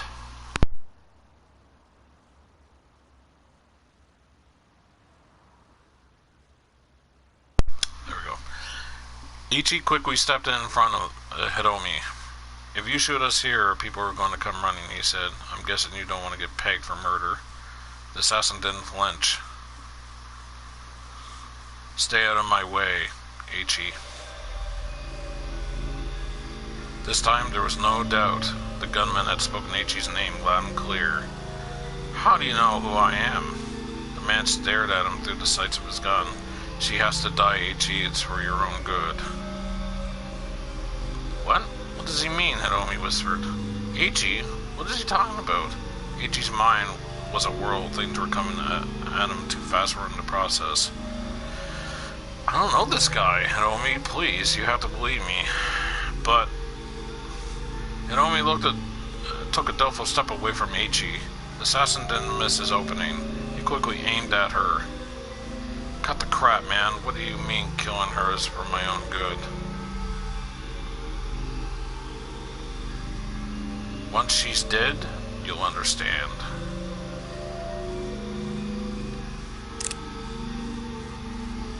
The gunman's finger tightened on the trigger.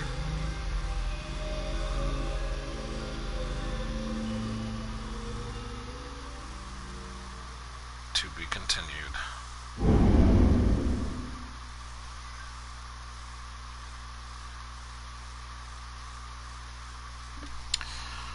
Tense.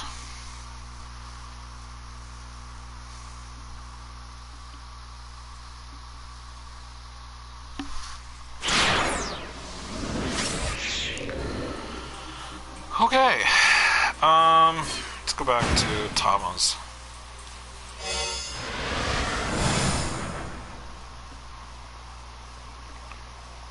There's a man on sore head. I make it all the way to Shibuya station, but there's no sign of the truck. I'll probably never find it by wandering around randomly. It's already 12:35. Sales demo. Yeah, I already read this.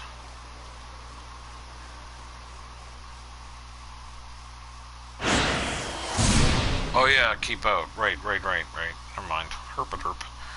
Okay. That was a waste of time. Okay, so, alright.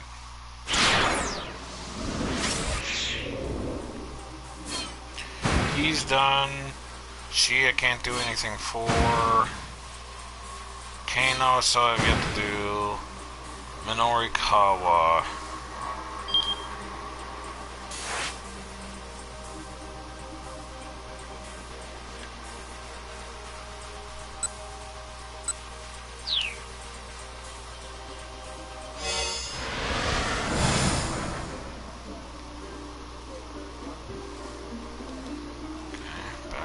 Again.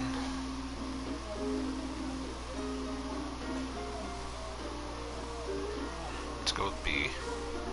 No, he reminded himself that he needed to finish his article. Besides, if this young lady looked anything like her father, he'd just as soon pass.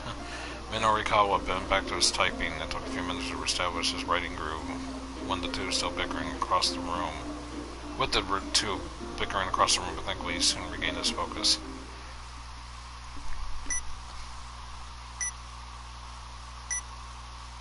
What's that? Strange beeping sound broke Minorikawa out of his writing revere. Upon looking up in the confusion, he found his attention drawn to a young woman at another table. And then one of these, and one of these, and oh, and this, and this, and this, and that too. She finished with a broad grin. Let me just repeat your order back to you. 1 Japanese-style beef patty. 1 spicy fish roe spaghetti. Oh my god. 1 chicken casserole. 1 French onion soup. 1 fruit parfait. 1 chocolate parfait. And 1 deluxe chocolate parfait. Will that be all? The waitress anxiously awaited confirmation. Waitress! Ryoko Kakanuma, a second-year student at Midoriyama Academy's law school. She was hassled by a pair of hustlers on her way to work and showed up 5 minutes late for her shift. The manager told her that those 5 minutes were coming out of her pay, so she's a bit irritated right now. You forgot the large caramel shake. The customer was a full-figured young woman,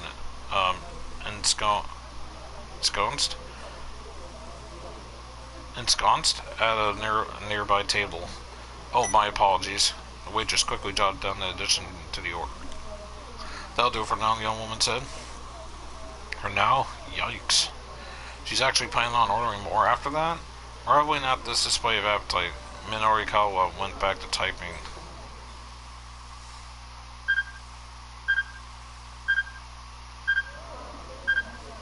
Now what? He heard the strange beeping sound again, subtly different than the first time. This time it was closer. Seriously, what the heck is that? A, I need to get to the bottom of this or I'll never be able to concentrate, or B, well, never mind, I need to focus on finishing this article. I'm gonna go with A. I need to get to the bottom of this or I'll never be able to concentrate. Just where the heck is that sound coming from? He searched his surroundings for a moment, then discovered the noise was coming from his own bag. He pulled out the most important tool as a bug detector. It was on and panicked at the signal to report information was life. That made owning a bug detector sensible precaution in his line of work. With the device in hand, Minorikawa casually scanned the area. Eventually, he zeroed in on the signal. Not this again.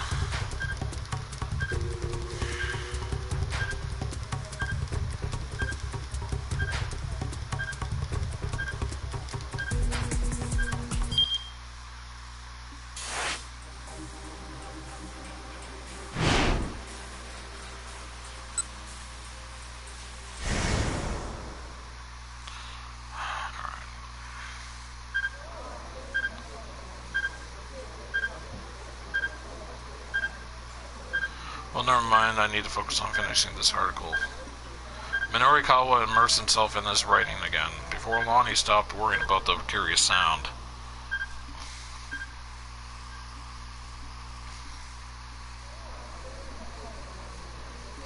plump young woman set about devouring all the food she'd ordered despite the strange look she was getting.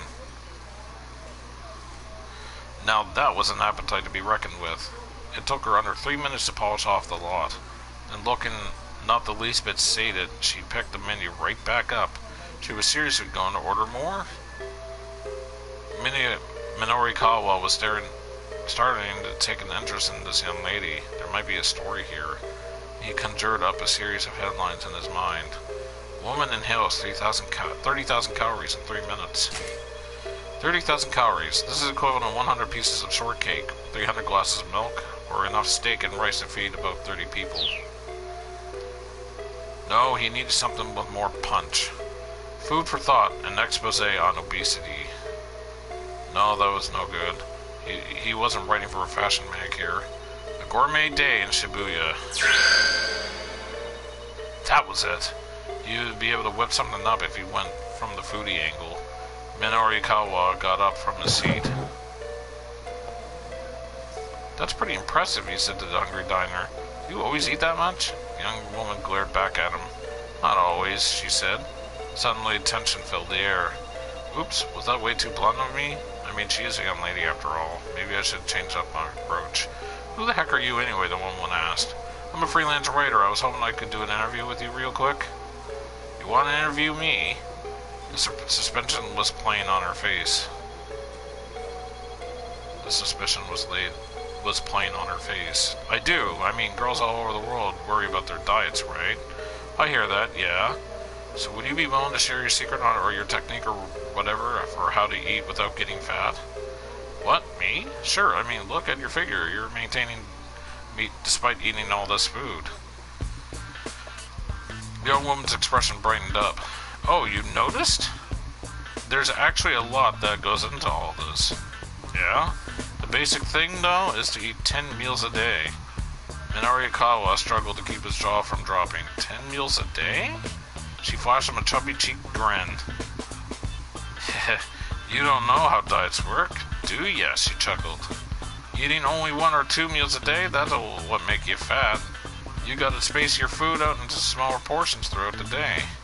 That's the fundamentals of dieting right here. Right, but what happened to the smaller portions part? Minorikawa had to bite his tongue. Ah, I see, he said. Any other pro-dieting tips you could share? Well, for basics, I always say drink protein instead of tea, yeah? Drink protein all day? Seriously? Once again, it took all Minorikawa's willpower to keep his thoughts to himself. Let's see, what else? Oh, there's this stuff called burning hammer too? But she trailed off with a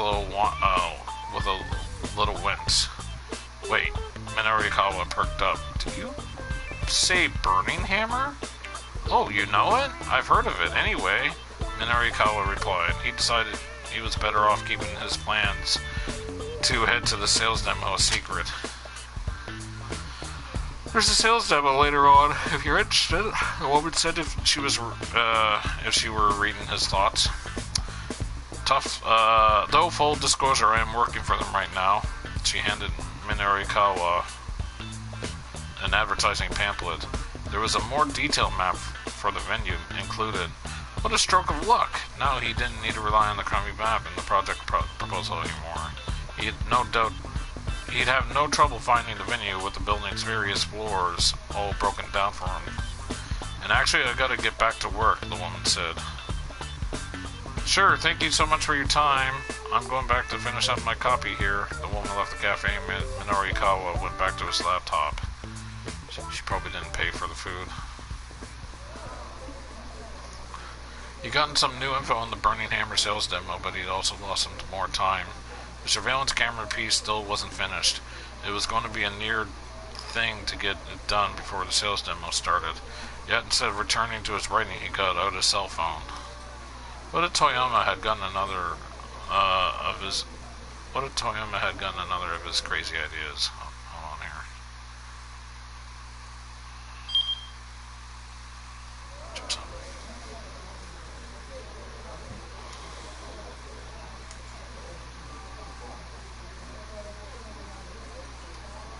No? Okay. Thought I saw something at the last second that was blue, and I missed it. If he tried to hang himself again, the thought had Minorikawa too worried to work on his copy. Phone rang several times before someone picked up. Mr. Toyama, where are you right now? Minorikawa asked. Right now? I'm on the run, somewhere near Sato, an upscale residential district. Despite being smack dab in the middle of the city, it's a quiet neighborhood rife with greenery. The residence of the former governor of Tokyo is here, built on a massive 2,200 square meter plot of land. There's a shady hotel district a short walk to the south, making for quite the juxtaposition. Toyama was speaking in an oddly hushed tone. Shoto? After you left the office, some guys came by to collect all my debts, so I made a run for it. Okay, so he wasn't dead, but the situation was still pretty bad. Look, we'll get you through this somehow, Minorikawa said, hoping it was true. A, just keep your head down and stay out of the trouble, stay where you are now, and B, you need to get back to the office ASAP. I'm gonna go with A. Just keep your head down, stay out of trouble, stay where you are now. Stay where I am? But what am I supposed to do? Toyama's voice dropped in and out. It sounded like he was moving quickly. Find some place to hide and just lay low for a while, Minorikawa told him. Right, alright, Toyama said weakly. He hung up. Minorikawa let out a deep sigh and then turned back to his laptop. Keep out.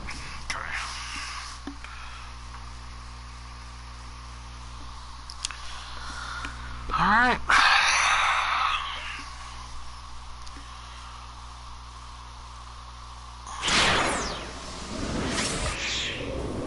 I am gonna go with Osawa.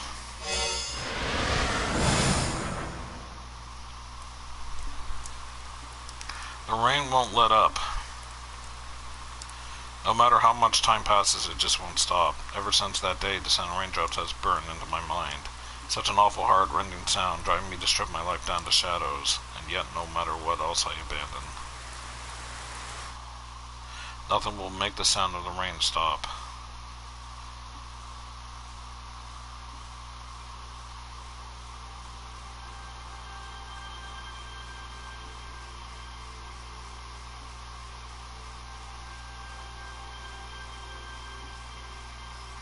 Osawa stared at a postcard that was nestled into the final page of the photo album.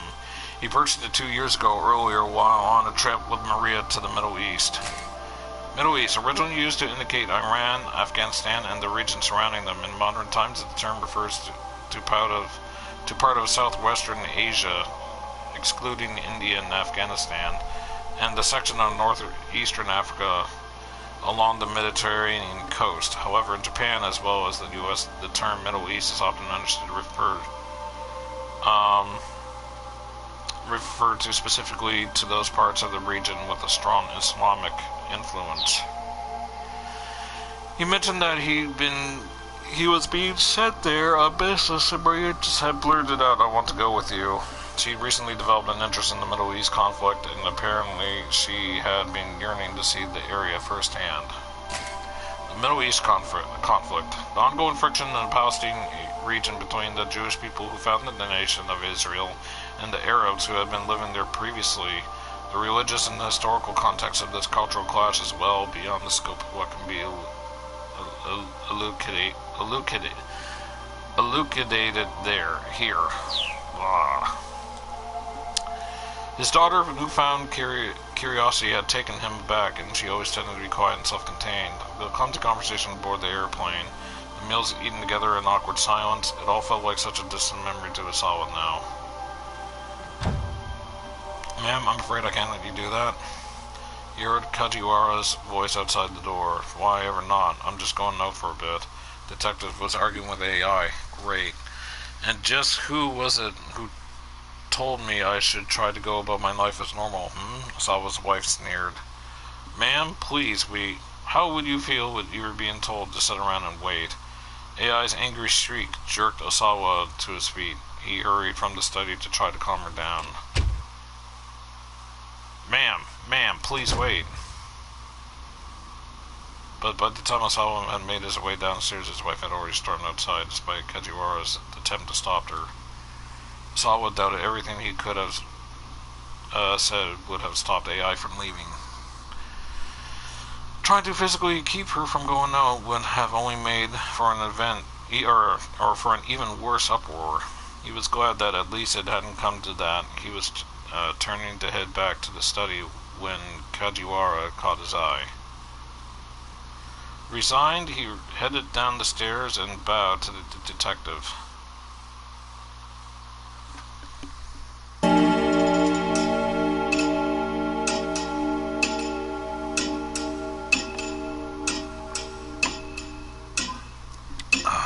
Any idea where she's going? Kajiwara said. I mean, at a time like this?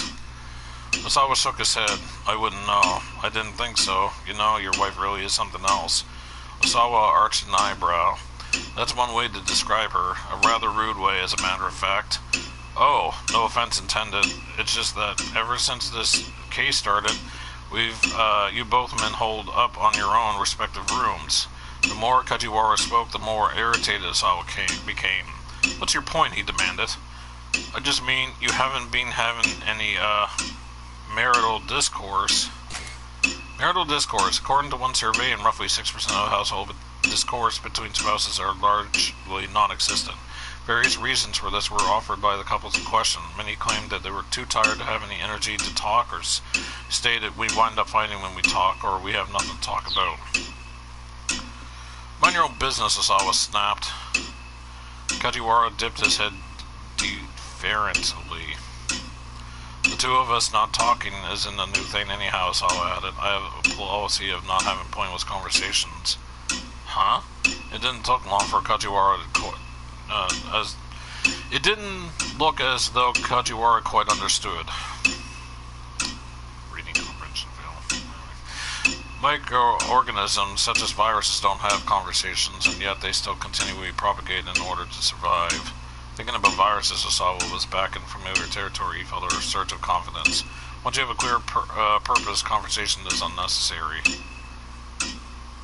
And do you have a clear purpose for the relationship with your wife, Mr. Osawa? Of course I do. To be a family. Arms crossed, Kajiwara struck a thoughtful pose. At least I've heard one useful thing today, Mr. Osawa, namely, that you don't like to have pointless conversations. It's a good thing to know. Kajiwara uncrossed his arms for a moment, then crossed them back again, furrowing his brow. But see, that's funny. You seem to have a tendency to have pointless conversations with me, and because you keep coming to talk to me. Osawa saw red. You don't leave me much of a choice. Tanaka poked his head out of the living room. Something the matter, he asked. No, Osawa struggled to regain his calm, perfect timing. Perfect timing, actually. There's something I need to talk to you about. He turned back to Kajiwara. My apologies, detective, but you mind giving us some privacy? Kajiwara didn't move. Detective? Osawa gave the policeman a hard look and saw him crack a smile. Yes, what is it? Kajiwara said at last. Don't you play dumb with me. Give us some privacy. Is this a discussion I shouldn't overhear?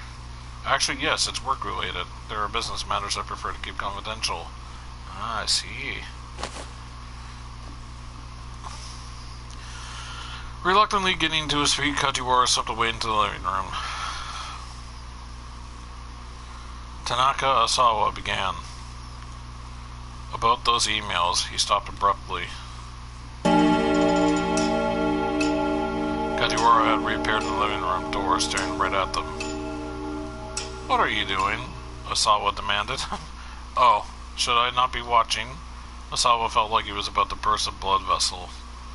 I mean, you never told me that I couldn't watch, because it should be obvious.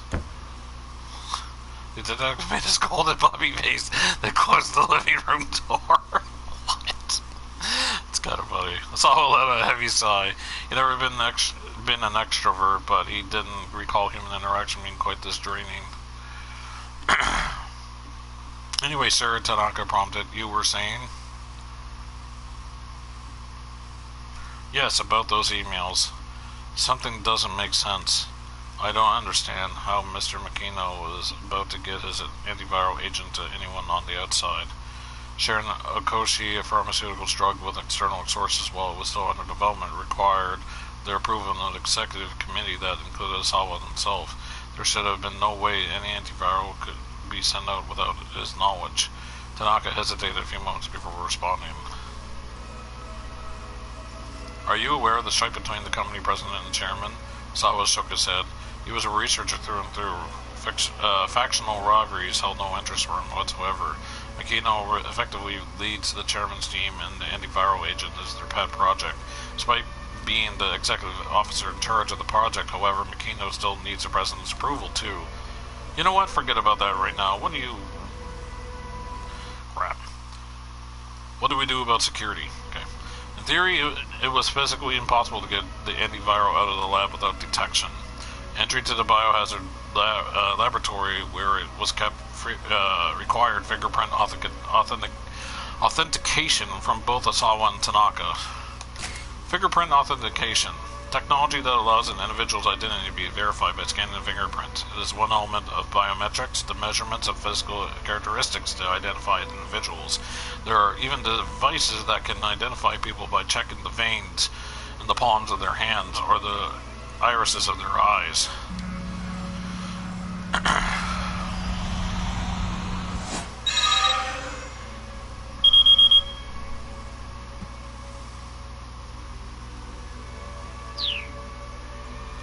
Without the two of them there, nobody could even get into the storage facility. Crap.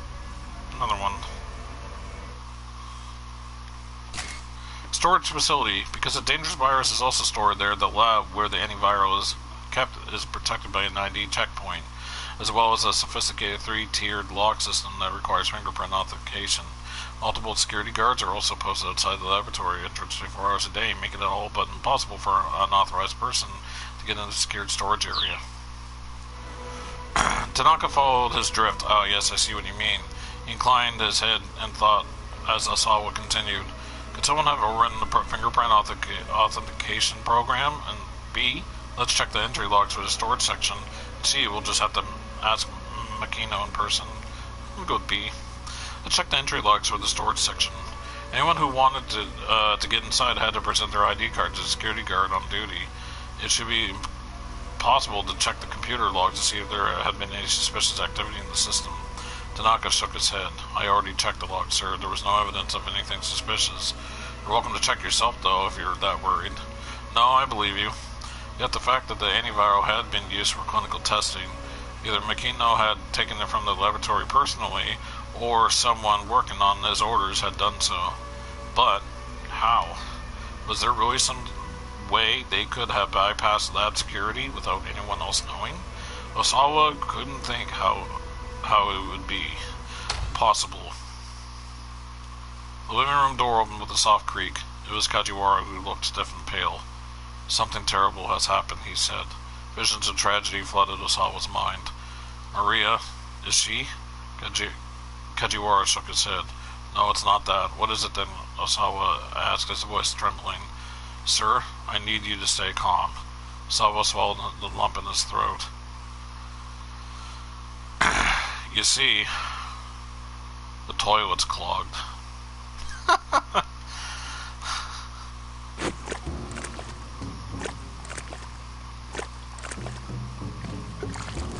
Plunger in hand, Osawa stabbed vigorously at the reluctant toilet bowl, struggling to loosen the unseen blockage. Plunger, a cleaning utility implement, consisted of a soft hemispherical rubber suction cup attached to the end of a dowel. By pressing the cup over the opening of a drain that has been clogged, one can supply suction pressure to jostle the blockage free, making a variety of sounds when used, such as glug, glurk, slurk, slurp, sloop, and pop. Kajiwara was at his side, wiping up the floor with a rag. How did this even happen? The detective groaned. Are you kidding? I was hoping you could tell me that.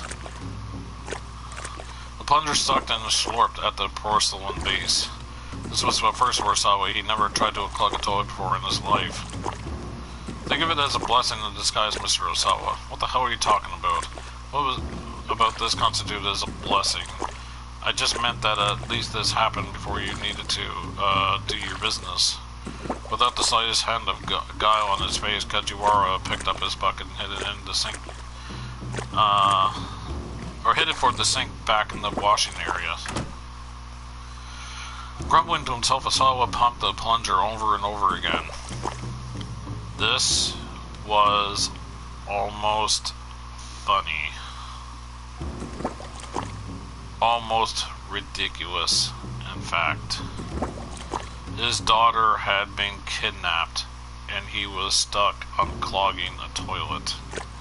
He was quite possibly caught up in a major corporate conspiracy, and here he was unclogging a toilet. Tanaka poked his head into the bathroom.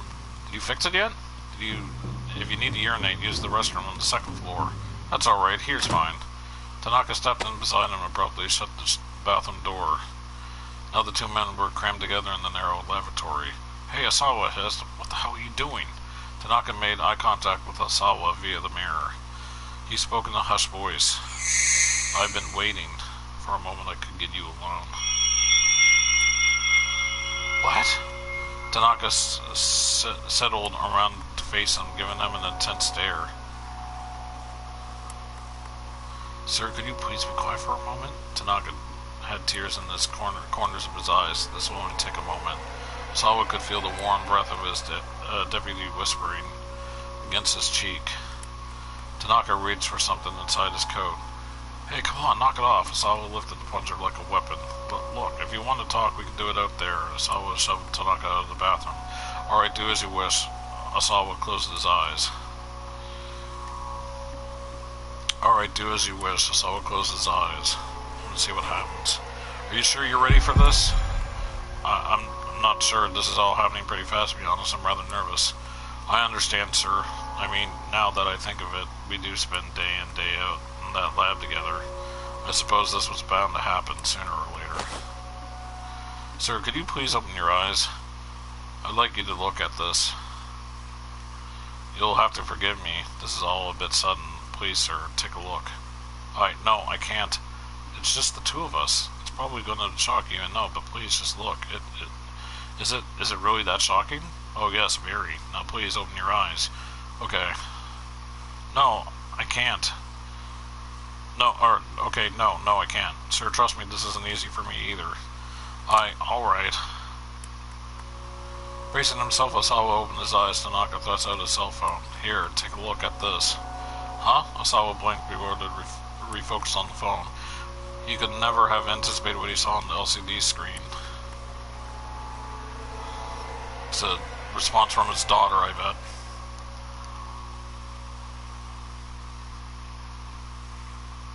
Keep out. Alright.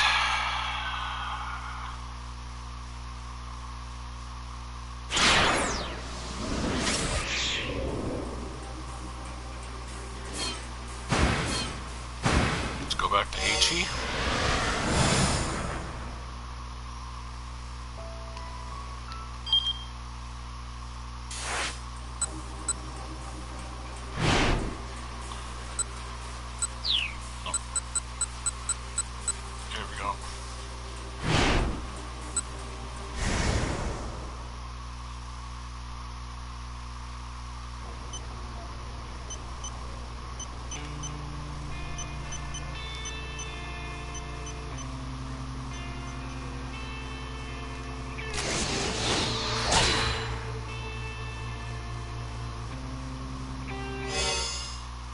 All that reading and it's 12:15. Good grief.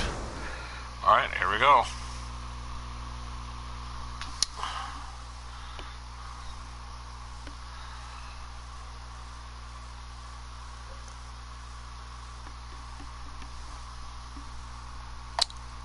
Here, take a look at this. Huh? Asawa could never have anticipated what he saw on the LCD screen. It was an email from Hidomi. Stifling an exclamation, he scanned the contents of the message. There's a man following me. He has a gun and I think he's trying to kill me. I'm safe for the moment, so try not to worry. The kidnapper warned me, told me not to contact my family or the police. Please keep this email a secret. But didn't Hiromi give the kidnapper the ransom, Osawa said? What could anyone want with her now? Tanaka shook his head, uncertain. You wouldn't know any better than I would, I suppose. Do the police know about this? If so, why haven't they said anything? He felt himself startled, trembled as he searched for answers in Tanaka's silent gaze. Do you think this could be related to that other thing? I doubt it. If it were, why would they go after Hiromi? I suppose you're right, but Osawa was shaken outright now. Tanaka laid a hand on his shoulder first. Just calm down. Let's think about what we know about the kidnapper. His composure helped Osawa keep himself under control. They've taken, Maria, the vice director, continued quietly. Along with a ransom of 50 million yen, and now they're after Hiromi. His gaze sharpened. Sir, do you think this could be someone who holds a personal grudge against you? A grudge? Sawa considered he couldn't think of anyone who could have a reason to attack him. He'd been too caught up in virus search since his time in school to form any hostile rivalries. He didn't have any enemies that he knew of. Maybe someone's jealous that I became head of laboratory, he suggested doubtfully. He had held his position for years at this point. Why would that spur someone into kidnapping his daughter now? Has anything happened recently, Tanaka has asked? Anything strange since you got back from overseas? Since I got back, Osawa's heart skipped a beat and started pumping faster. The first thing that came to mind was the solicitation he'd gotten from the American laboratory. If he accepted the offer, it would put Koshi Pharmaceutical in quite a bind, possibly enough to warrant someone hiding a grudge over it. But the only other person who knew about the potential transfer right now was his wife, AI.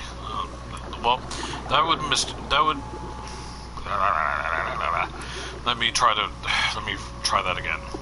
That would explain the A in the emails that it was coming from person A or whatever it was. I can't remember now. No, Osawa said. Nothing. Not that I can think of. He couldn't bring himself to discuss the transfer with Tanaka. He felt the surge of guilt for contemplating leaving the distrusted assistant behind. If he didn't make the move to America, he planned to recommend that Tanaka replace him as department director. Still, he didn't expect that to make up for his abandonment. Alright, I'll see what information I can find then, Tanaka said. The kidnapper had forbidden any contact with either family or the police, but Tanaka was outside of that circle, and he knew how to handle himself with discretion. I'm sorry to have to put this on you, Osawa said, and thank you. For now, let's see if we can get Hiromi to exchange some more emails. An uncomfortable thought suddenly occurred to Osawa. He blurted out without thinking, Why do you have my daughter's contact information on your phone? Tanaka gave him a worried look. Sir, I promise I can explain once all this is over. And with that, he stepped outside the bathroom.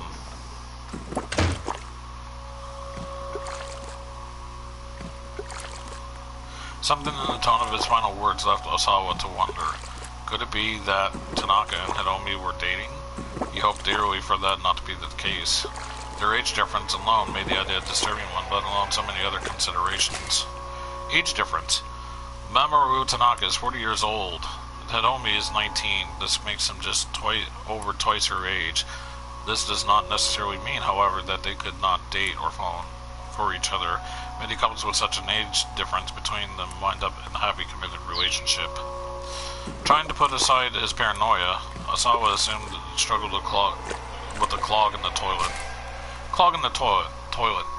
Most toilet clogs are caused by a buildup of flushable paper products or by solid objects inadvertently dropped into the toilet bowl.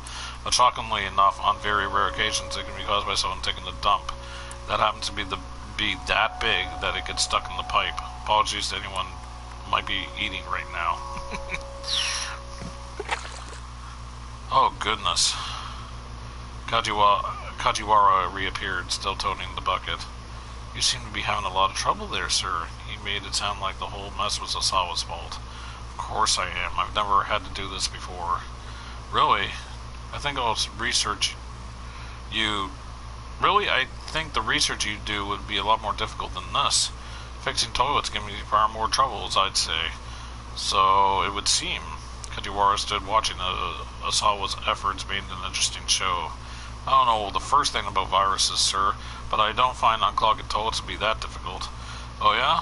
Osawa snapped. Then how about you fix the damn thing? Kajiwara really was a world-class pro at pissing people off. Are you sure you don't mind? The detective asked. Be my goddamn guest. Osawa shoved the plunger into Kajiwara's hand.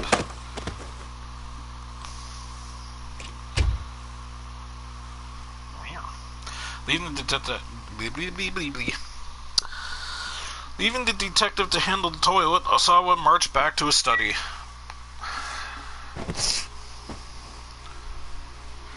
He turned on the CD player and lay back on the sofa, squeezing his eyes shut. He was seriously on edge. Kajiwara had totally broken his stride. What now? The door to the study slowly opened. It's Detective Kajiwara, sir. Please don't come in here without asking. My apologies, Mr. Osawa. I just wanted to inform you that the toilet's been fixed. Right, fine. Osawa hardly cared. He just wanted the guy to give him a little peace. Oh my, is that really all you have to say, sir? Nearly a compliment or an encouraging word? Maybe a good job, Kajiwara, or you're getting a promotion, detective. Osawa blew out his breath in exasperation. How are you a detective? I'm not sure I get your meaning, sir. You're completely useless, or clueless. Sorry, not useless, clueless. I'd like to ask your superiors to replace you with a detective who knows how to take his job seriously. Mr. Osawa, with all due respect, it's unusual for a precinct detective like me to be stationed here at a victim's home. What's your point? Not to brag, sir, but I happen to be an exceptional detective. Kajiwara beamed with pride. In fact, I made an excellent showing in the Superstar Detective contest we had on our police social media service. Social media service, an online platform whose primary feature is allowing people to connect with one another. The police-exclusive social media network that Kajiwara belongs to, Poxy, is very strictly regulated, with any abusive language, slander, sexual content, or lame jokes deleted almost immediately. Aw, lame jokes? It's going too far. Keep the lame jokes at least.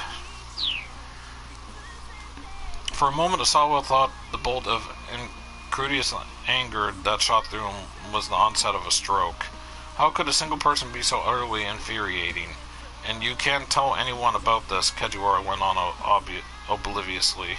But this summer, a new detective manga is starting up based on me. Detective manga. Plan for serialization in MPD's monthly PR magazine. The chapter titles have already been decided. Chapter 1, The Fabled Detective Kaji. Chapter 2, Kaji Howls at the Sun. Chapter 3, Kaji Rides the Rails. Chapter 4, Kaji at Daybreak. Chapter 5, Detective Jack.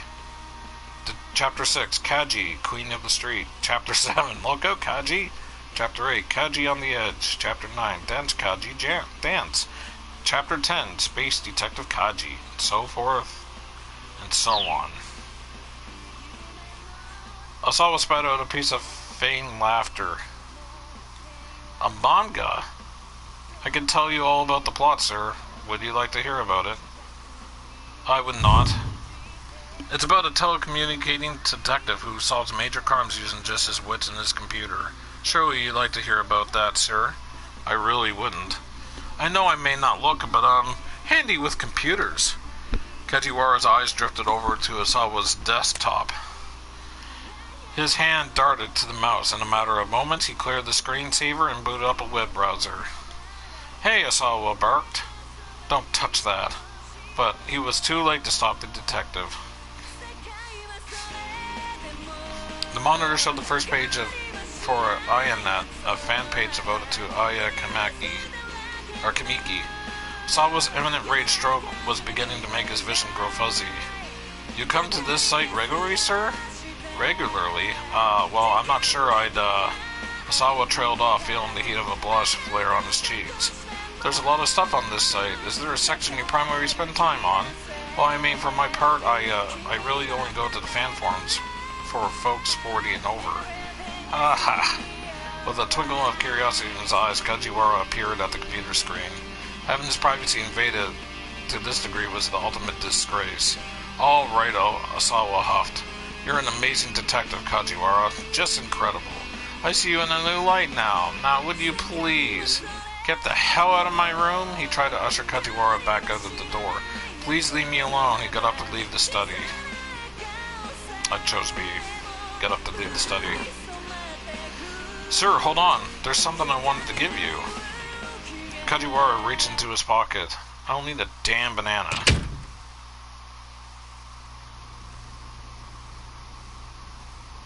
Sawa fled the room. He needed to be alone, if only for a few moments. But even if he could somehow shake Kajiwara, the other detectives had eyes all over his house. He had reached the limits of his patience. Couldn't even think straight anymore. He headed for the back door, trying to avoid the police. Opening the door quietly, he slipped across the yard and out through the back fence.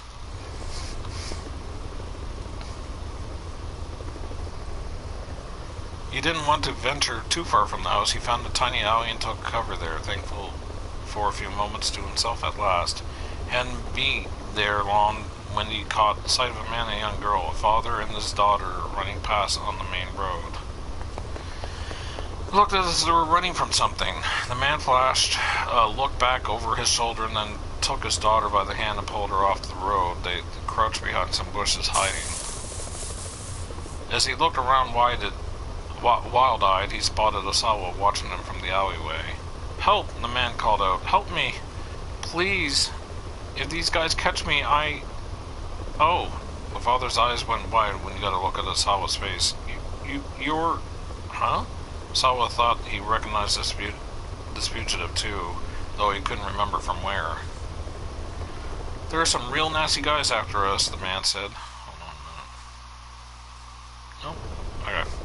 There are some real nasty guys after us, the man said. I know I have no right to ask you this, but please at least help me keep my daughter safe. Probably you should go to the police if... No! They won't be able to help me with this. Please, I'm begging you. Help me. I'm sorry, but... Please, if not me, at least help my daughter, the man pleaded. Zoe looked down at the girl. Unlike her father, she was calm and reserved. She reminded him of Maria just a little. Hey, these people need professional help. Osawa decided to call the police. Osawa couldn't just stand idly by. He decided to help them evade their pursuers. Osawa couldn't just stand idly by. He decided to help to evade their pursuers. Alright, follow me. Oh, thank you. Thank you so much. He led the two back to his house and into the storage shed out back. You can lay low here for a while if you like, he said. The shed was fairly large. There was plenty of space for the man and his daughter. I'm so sorry, the man said. I'm not sure how I can possibly thank you. Don't worry, Osawa closed the shed door and headed back to take a look around. Two thuggish-looking men came running up to him. No doubt those were the people who the father and daughter were. These people were the father and daughter were running from. You there, said the one in sunglasses. You see a guy and his daughter around here? Guy and his daughter, Tiro Toyama and his daughter Hana. They've come to Shoto while running from loan sharks. Just moments ago, Toyama was talking on the phone with Minorikawa.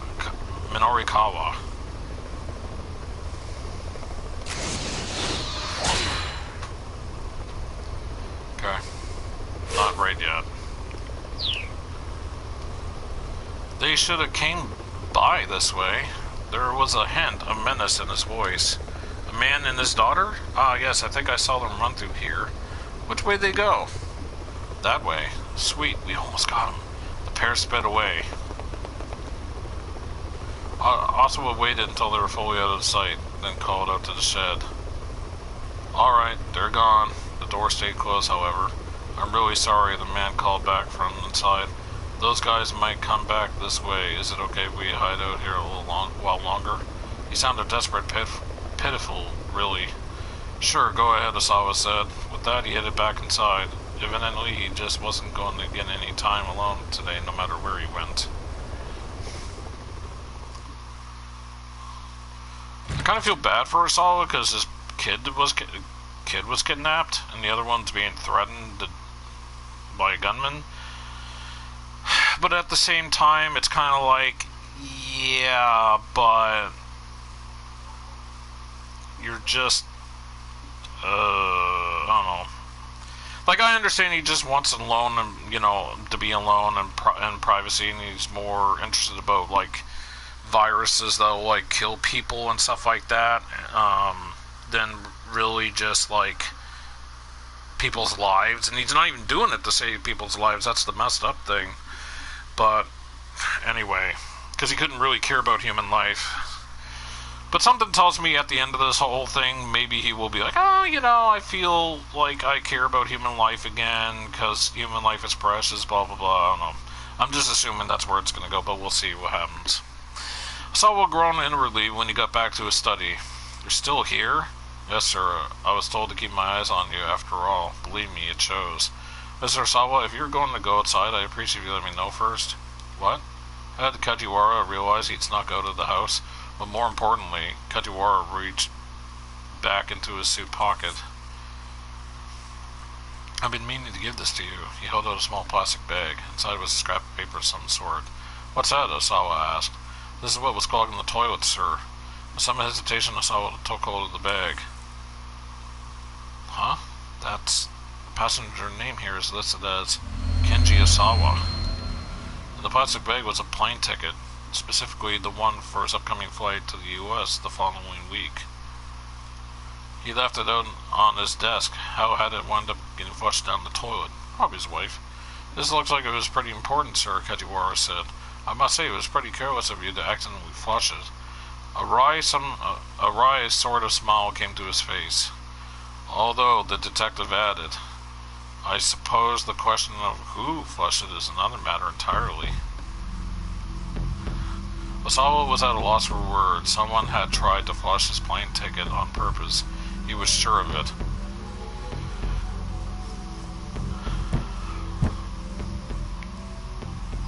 It would be an interesting twist if it was his partner, Tanaka, than his wife. He knocked on the door to AI's room, but there was no response. It didn't look like she'd gotten back home yet. Osawa let himself in.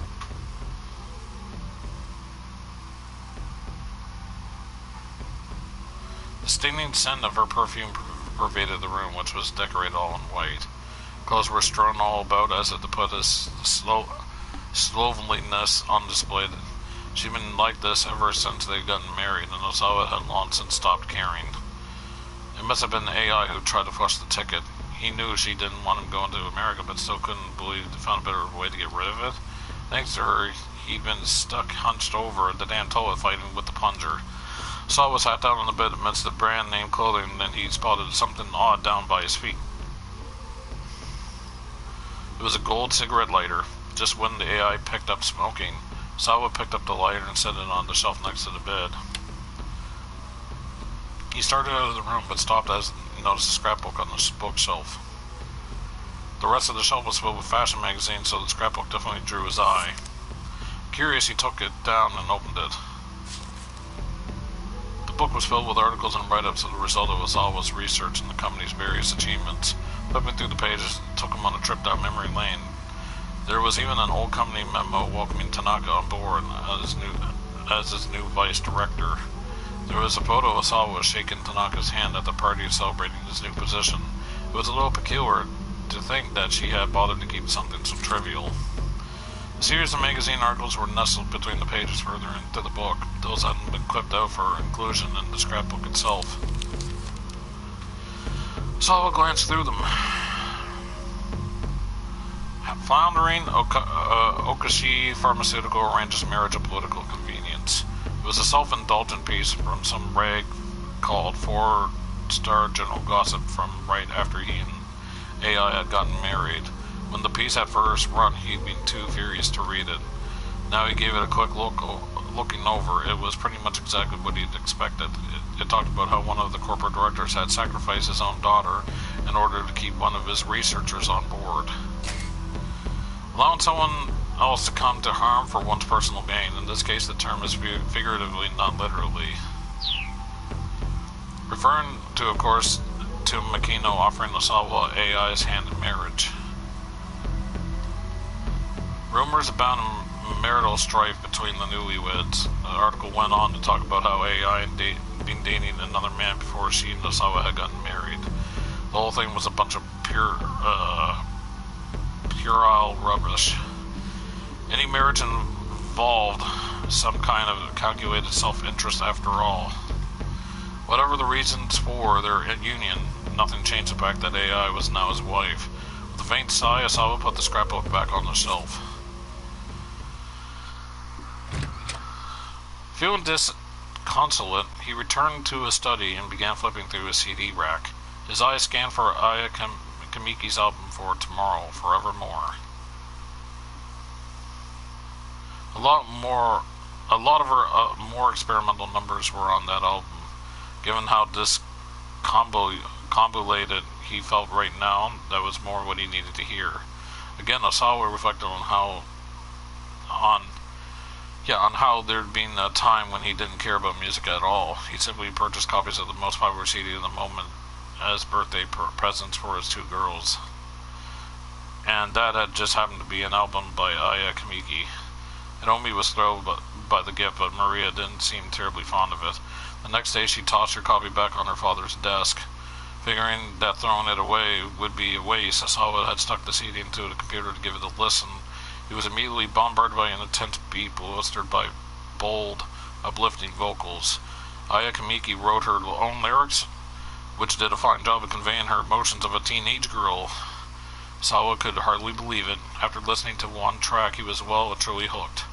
Before the day was out, he had purchased her entire discography. Huh? He muttered. For Tomorrow should have been in the CD rack, but there was no sign of it. Where the heck is it? Why isn't it here? For a moment he wondered if he was going crazy, and then he remembered. It was at the lab. He wanted something to listen to on the break at work, so he brought the album there. Damn it. Damn it. Damn it. Not being able to listen to it made him want to hear it all the more. It wasn't like you could just go out and buy another copy right now either. You just had to borrow the copy given to Hiromi all those years ago.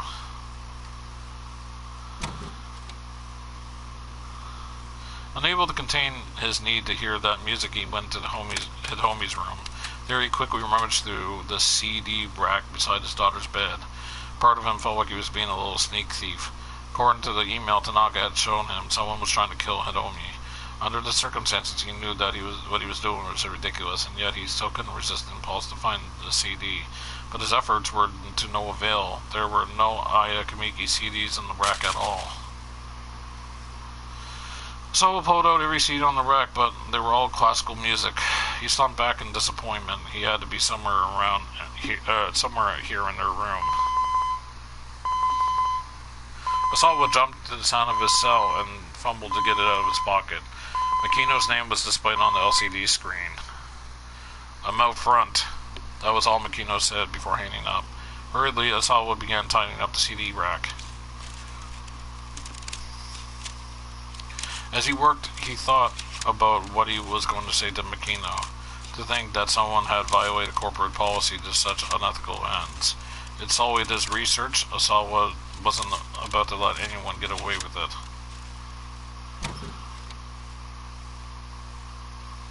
And yet, as he was about to leave Hiromi's room, a sudden uncertainty gripped him. He hesitated. Did he have any right to condemn Makino for running trials in secret? His hand began to sweat as it gripped the doorknob. No, he didn't. How could he? His hands were dirty in all this, too.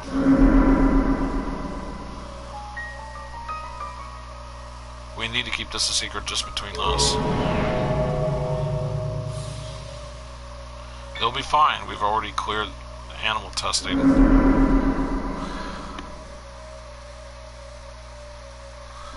The memories hovered. Osawa himself had already administered the antiviral to someone, hadn't he?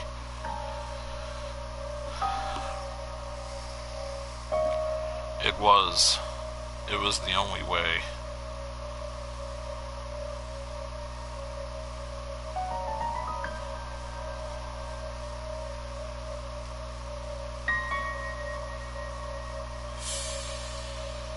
So his memory blocked it out? Muttering to nobody in particular, Sawa trudged toward the front door of his house. So, like, did he approve upon it and he just blurted it out of his mind because he just doesn't want to remember that? That's what I'm getting out of it, but, you know, I could be wrong. Alright.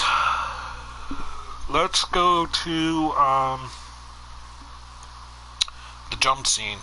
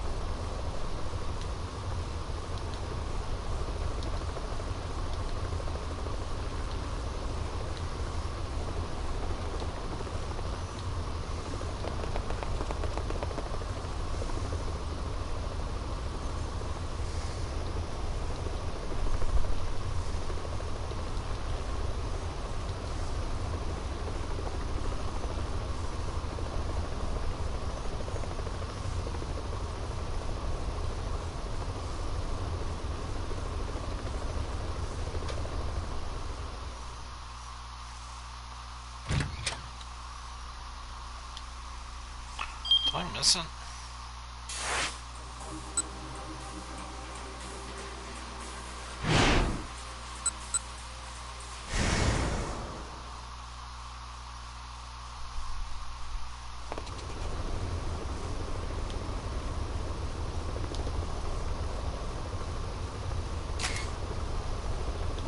Yes, right here. Forgot about that.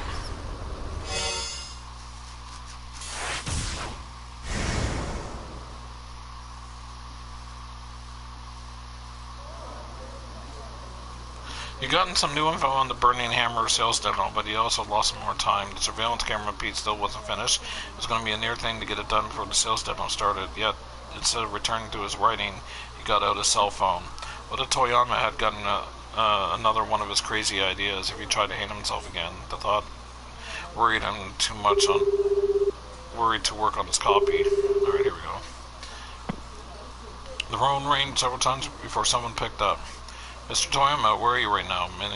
Minori Kawa asked. Right now? I'm on the run somewhere near Shoto. Stone Shoto after you left the office. Okay.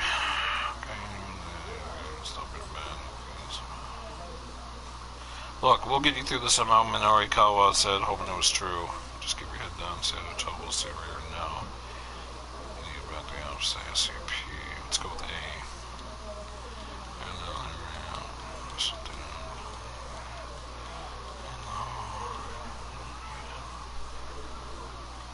Minori Kawa let out a deep sigh and returned back to his laptop.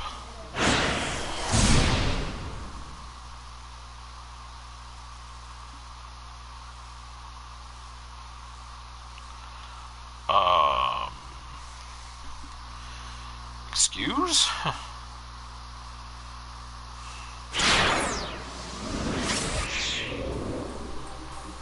I did the jump. Maybe you have to select B. You need to get back to the office ASAP, the office, but they'll find me there for sure. Toyoma's voice was a little more than pathetic whimper. It's a little bit of reverse psychology. The last place the debt collectors are going to think is you went back to the office, right? I see, Toyama said. He sounded impressed by the suggestion. But now just stay ahead until I can get these articles finished. Alright, Toyama said weakly. He hung up. Minori Kawa let us deep sigh and turned back to his laptop. What? Are you serious? What is going on? This makes no sense. I made the jump, but it's giving me a keep out. Why? This makes no sense.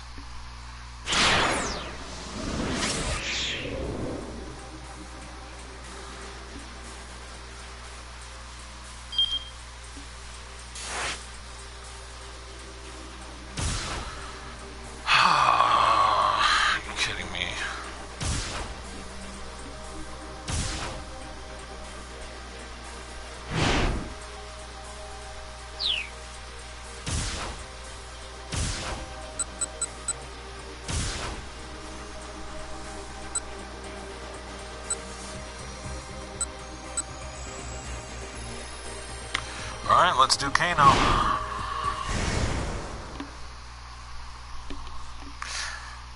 I feel like I'm getting really somewhere, like I'm doing a better job than yesterday, but then that happens, and I'm like, okay, what's going on?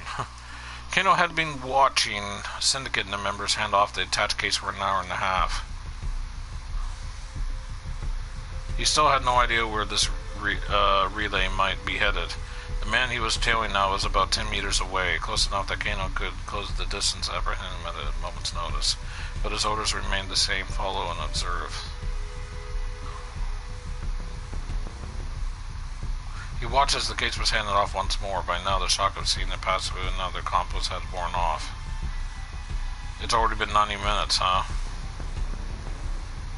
It was Sasayama. At some point he crept up on Kano from behind. They don't seem like they're trying to get away at all, Kano said. They're just walking. What could they be up to? Sasayama shrugged. Yeah, it's weird. Kano recalled Dictum 89.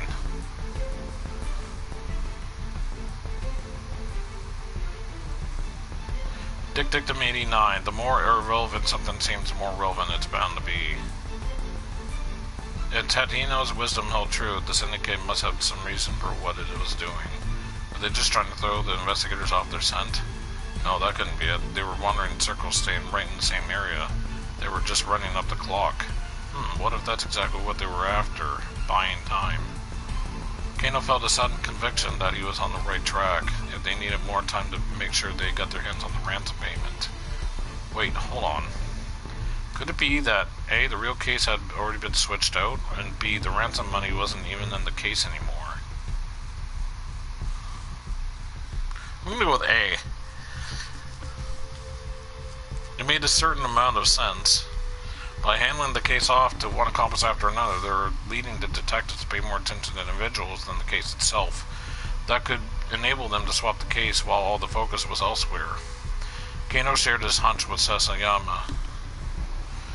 I see. I mean, it is a possibility. Yeah, we might be following the wrong case. There was a palpable tension in the air now. Kano, Sasayama said, you've got reporting into Kuze. On it. Kano's hand flashed to his wireless, but Kuze was dismissive. No, that's the case, I assure you. No offense, sir, but how can you be sure? Kuze sighed. Because that's my job. There's an ID tag in that case that allows us to keep tabs on it. There's no way these crooks could have whipped up a duplicate. I was just thinking, if something was to happen to the briefcase, why couldn't they just put a tracking bug on the inside of the case somewhere, like very well hidden? But if they did tamper it, and they, got a duplicate briefcase and did that, then they'll be still tracking the briefcase, but they just don't know what, happened to the objects in it.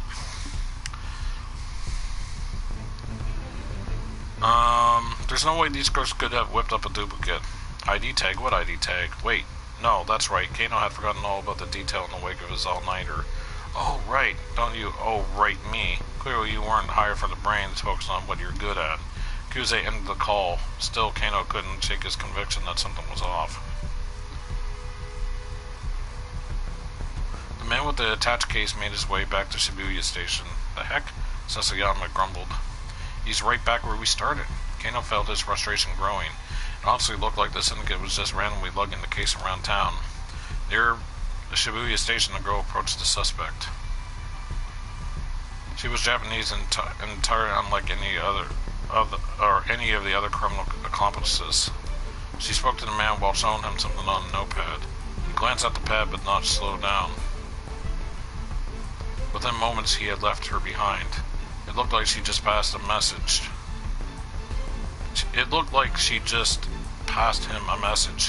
Well, that's sure fishy, Sasayama muttered. What? The girl asked Kano. Yeah. Want to go hit her up?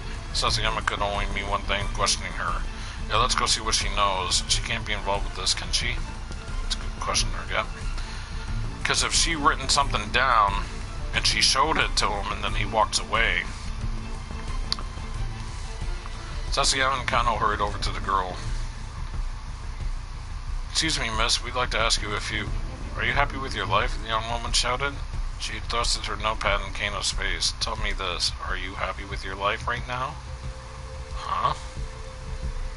Looking at the notepad, Kano saw some question written here in big bold letters. The girl's eyes widened in surprise as she hadn't expected the two men to actually stop and listen. Right now, sir, she continued more quietly. Are you happy with your life? If so, could you please take this survey about, about your life? Are you happy with it? The more she spoke, the more flustered she became. Sasayama stepped in. Hey, I need to know, did you speak with that Western fellow just now? Huh? No, that isn't what I'm asking. Sir, are you happy with your life right now? Are you happy with your life right now? Kano got a sinking feeling in his stomach. This kid was looking for religious converts or something. You did speak with him, didn't you? Sasayama snapped. What did you tell him? The girl's rambling abruptly ceased. Her already ruddy face went from redder and tears welled up in her eyes. Poor kid, Kano thought. She's just out here trying to get people to listen to her survey questions. There's no way she's part of this kidnapping plot. Look, miss, he said, for the time being, would it be a good idea for you to leave the area? I'm afraid I'm not at liberty to explain. The girl's only response was to start sobbing outright. I can't do this anymore. I want to go home. Kano and Sasayama exchanged awkward glances. I want to go home. I want to go home. Passerbys began shouting, not shouting, shooting curious looks at the trio. Kano, you get back to work, Sasayama said. I'll escort this girl to the train station. He didn't quite manage to stifle the embarrassment in his voice. Right, Kano said. He hurried away, his eyes already searching for the suspect they had been tailing.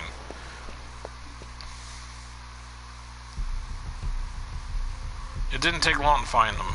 The man's black garb made him stand out in the crowd at the intersection. It occurred to Kano that all the criminals who handed the attached case had been wearing the same black clothing. In fact, it made the whole situation even weirder. Could they really be ignorant that they were being followed while they were all wearing the same eye-catching outfit? It was more like they were going out of their way to make sure the investigators spotted them. That still didn't provide any clues as to what they were after, though. The longer Kano kept tailing these guys, the less it all made sense. Was it really such a good idea to keep this up? Someone's life was in danger, and they were just letting the kidnappers carry out their plan, whatever it was. The very first page of the Dick Diary spelled things loud and clear on that front. Dictum what? Number 1. Never lose sight of what you're supposed to protect, ever. Right now, the single most important thing was ensuring the hostage's safety. This was a situation where Tadino would have stuck to his guns for sure. Kano thought back to that day 3 years ago.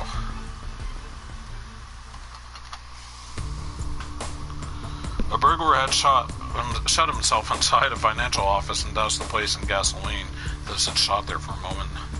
Kano had just been put on a police box duty and was ordered onto the scene because his box was just down the street from the standoff.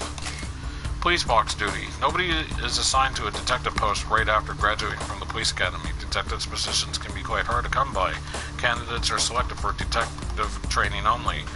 After accumulating enough experience working at the local police box, a very small type of neighborhood station manned only by a handful of officers.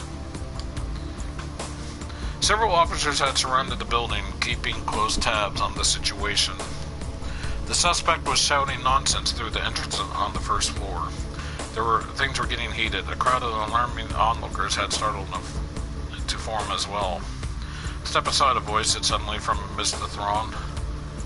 A middle-aged man in a rumpled business suit had approached Kano as he hovered nervously at the edge of the scene.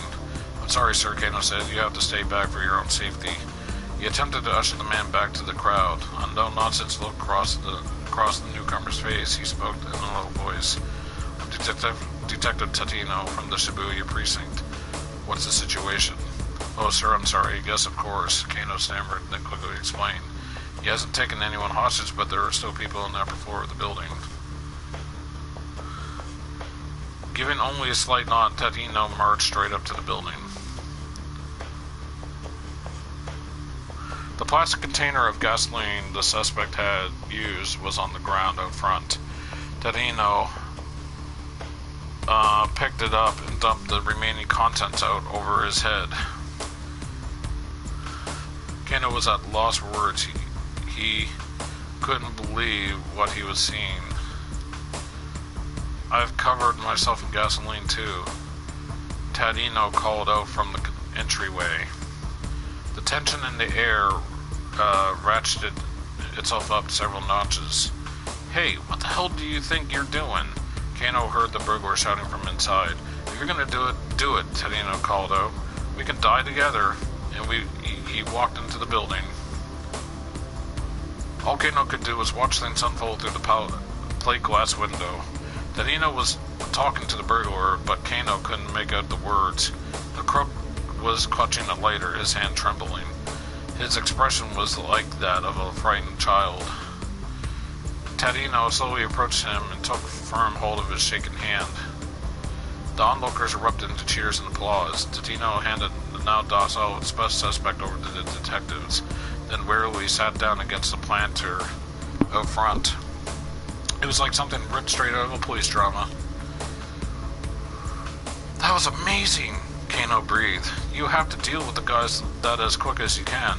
You let a situation like that get even a little out of hand and you never know how things might go south on you." Tadino spoke quietly, almost as if he were talking to himself. As the police evacuated the rest of the building, Kano noticed that there were children and elderly people among them.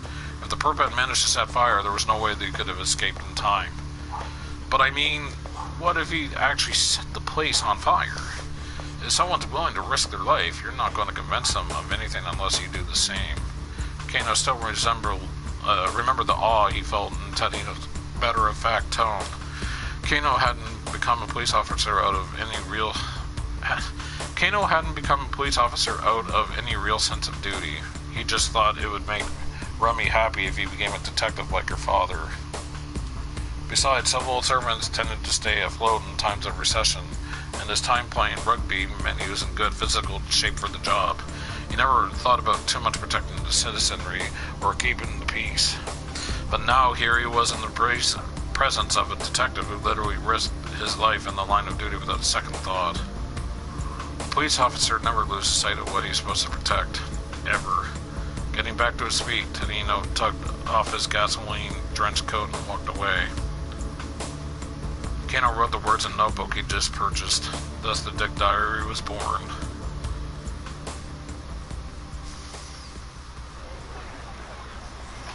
I just realized who that female was that they were talking to. It's that woman that was asking people questions, actually.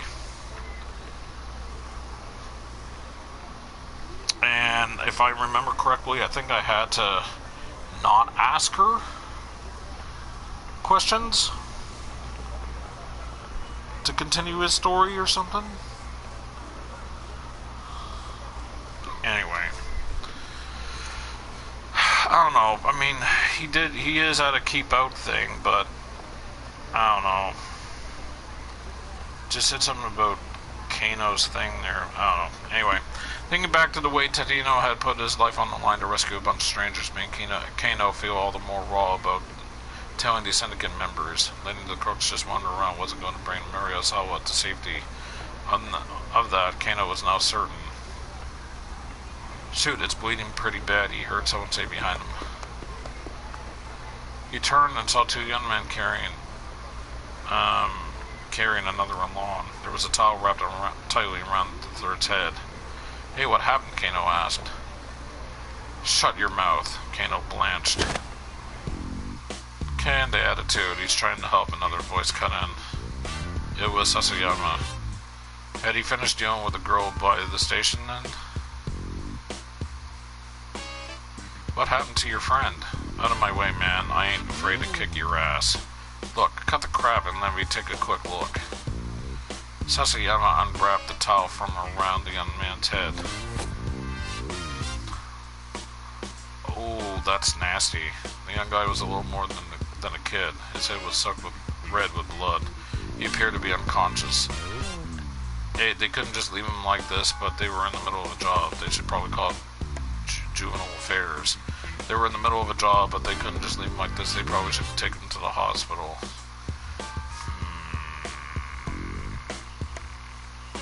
I'm gonna go with A. They should probably call Juvenile Affairs. Juvenile Affairs, part of the communal safety section, which handles crimes pertaining to public decency, finances, pollution, and so on. Juvenile Affairs deals with misconduct and criminal activity involving minors. Since many SOS members are underage, the Shibuya Precinct's Juvenile Affairs Division has been ramping up its efforts to deal with the gang, although one detective in particular has been using this as an excuse to go on patrol at arcades, ignoring his duties in order to fuel his video game addiction. Kano took out his cell phone so he could call the precinct, but Sasayama stopped him and then showed the two youngsters his badge. Oh crap, you a cop? Sasayama nodded. Who are you kids with? The Bamps?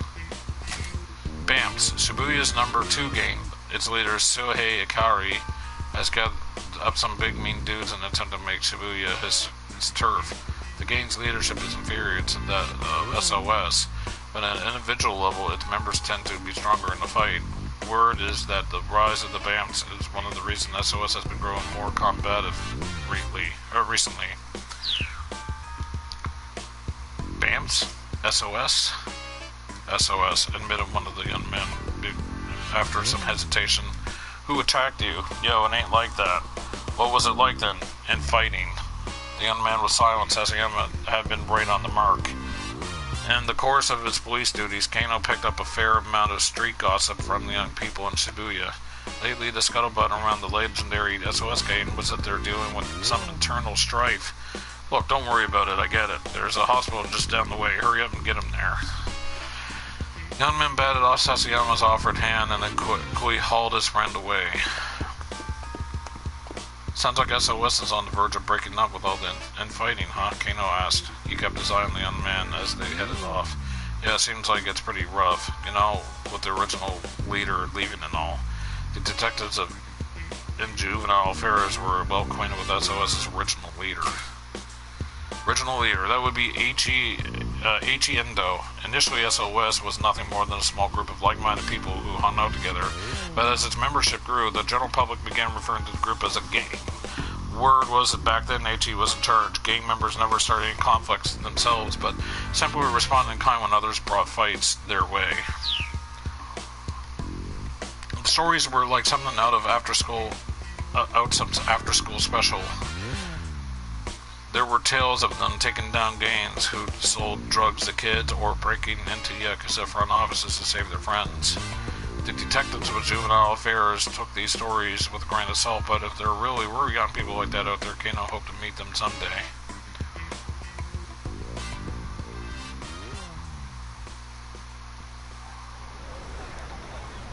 The detectives had to hurry to catch up with the man they were tailing. He was strolling along seemingly in no particular hurry. They kept him in sight as he crossed another pedestrian overpass and circled back around. Still following the same MO, huh? Sasayama grumbled. Guess so, Kano said. How'd things go with the girl? He was careful not to take his eyes off the mark as they talked. I managed to calm her down and get her on a train.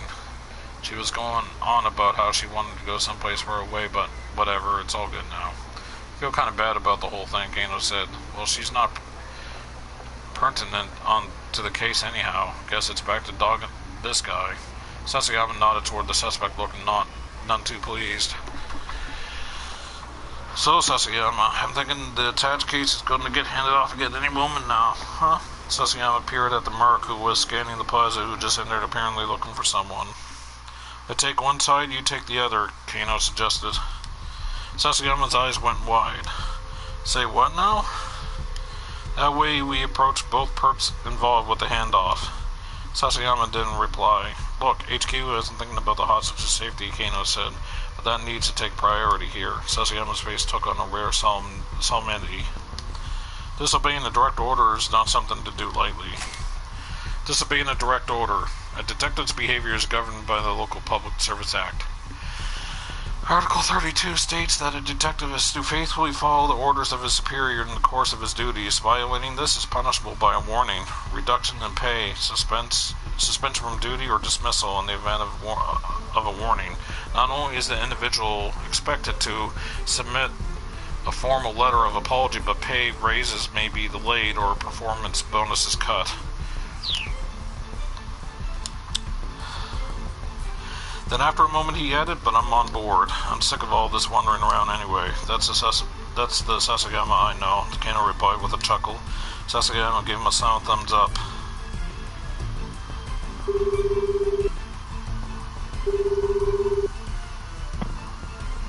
The two detectives took up position on opposite sides of the plaza.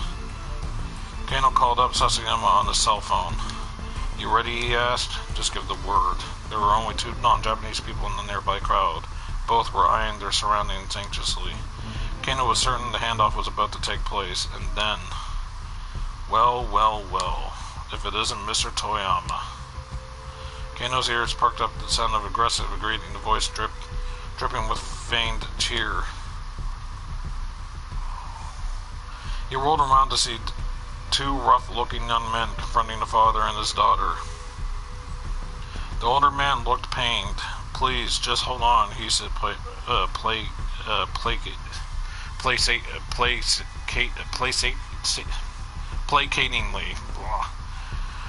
I thought we agreed on our 4 o'clock, the young man snarled. Don't you try and play dumb with us, buddy.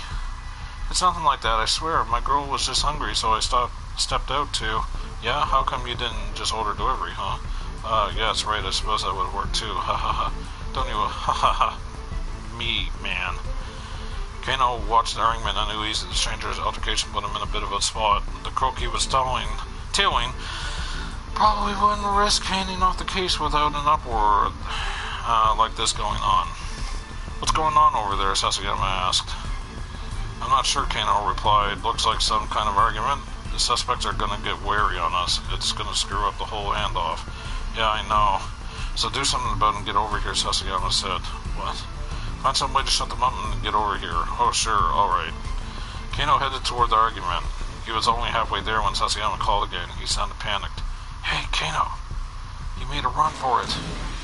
Huh? Oh, crap. The man they've been tailing had vanished in the brief time Kano had taken his eyes off him. Wait up, Kano shouted. Sasayama was racing after the suspect and Kano rushed to join him. The man was surprisingly quick, however, and neither detective managed to catch up in the fact that they lost sight of him amidst the teeming crowds.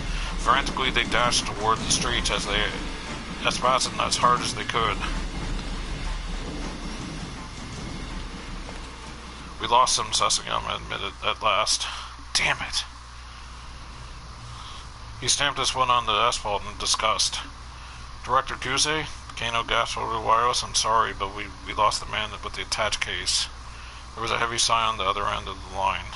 Kano braced himself. He wasn't going to be able to weasel out of this one. I'll do better next time. Sasagama, Kano, get your asses back to the precinct. Kuze out. With that, Kuze switched off the line. Back to the precinct. Kano knew full well that they meant they were off the case. There was a gnawing in his gut. If those two punks hadn't shown up, no. If that father and his daughter hadn't turned up, he might have been able to apprehend the suspect.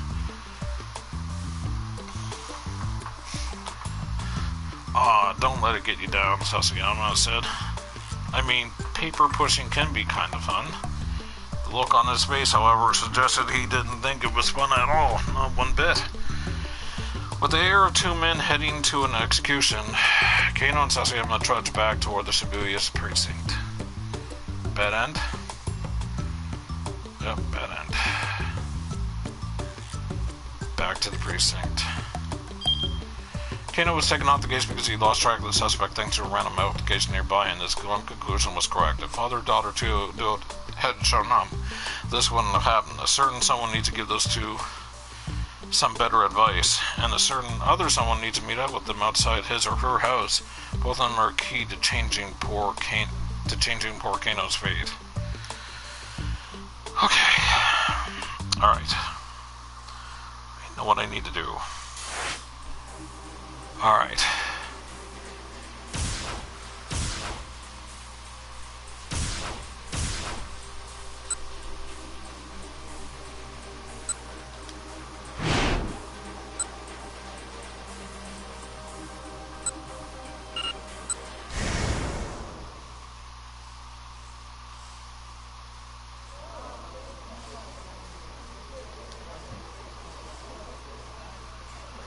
stay where you are now. That's what I thought had to be, was the right answer.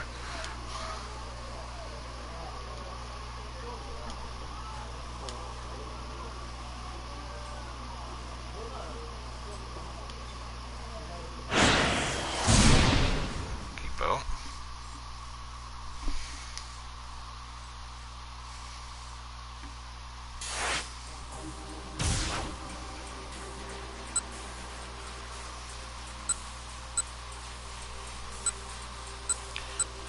Back to be continued.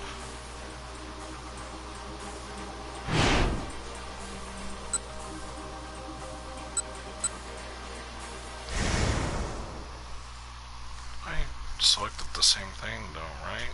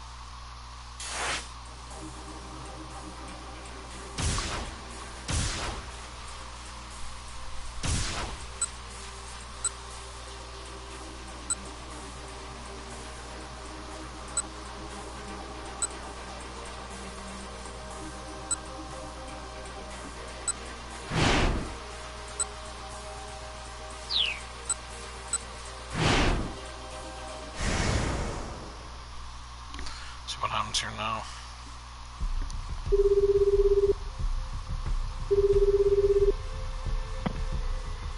The two detectives took up position at the opposite sides of the plaza. Kano called up Sasayama on the cell phone. "You ready?" he asked. "Just give the word." There were only two non-Japanese people in the nearby crowd, both were in their surroundings anxiously. Kano was certain the handoff was about to take place, and sure enough, the second man approached the one holding the detached case. After exchanging a handful of words, he took the case and walked off.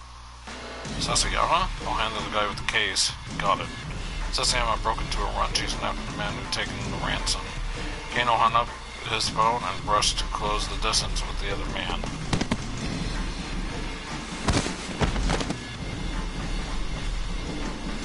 "You there, stop where you are." The suspect turned and Kano recognized his face.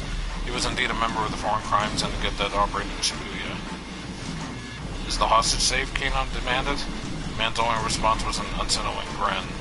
"Answer me." But though he repeated the question, the man remained silent. Took out a pair of handcuffs and reached for the suspect's wrist. Took out the phone to check in with Sasayama. Handcuffs. The man pulled a knife from his breast pocket and swung it right at Kano's face. Kano managed to jerk away in time, but his momentum carried him too far backward and he sprawled onto the pavement. Damn! The suspect was already making a run for it. Suddenly, a large car of foreign make skittled to a halt, blocking off the man's escape route.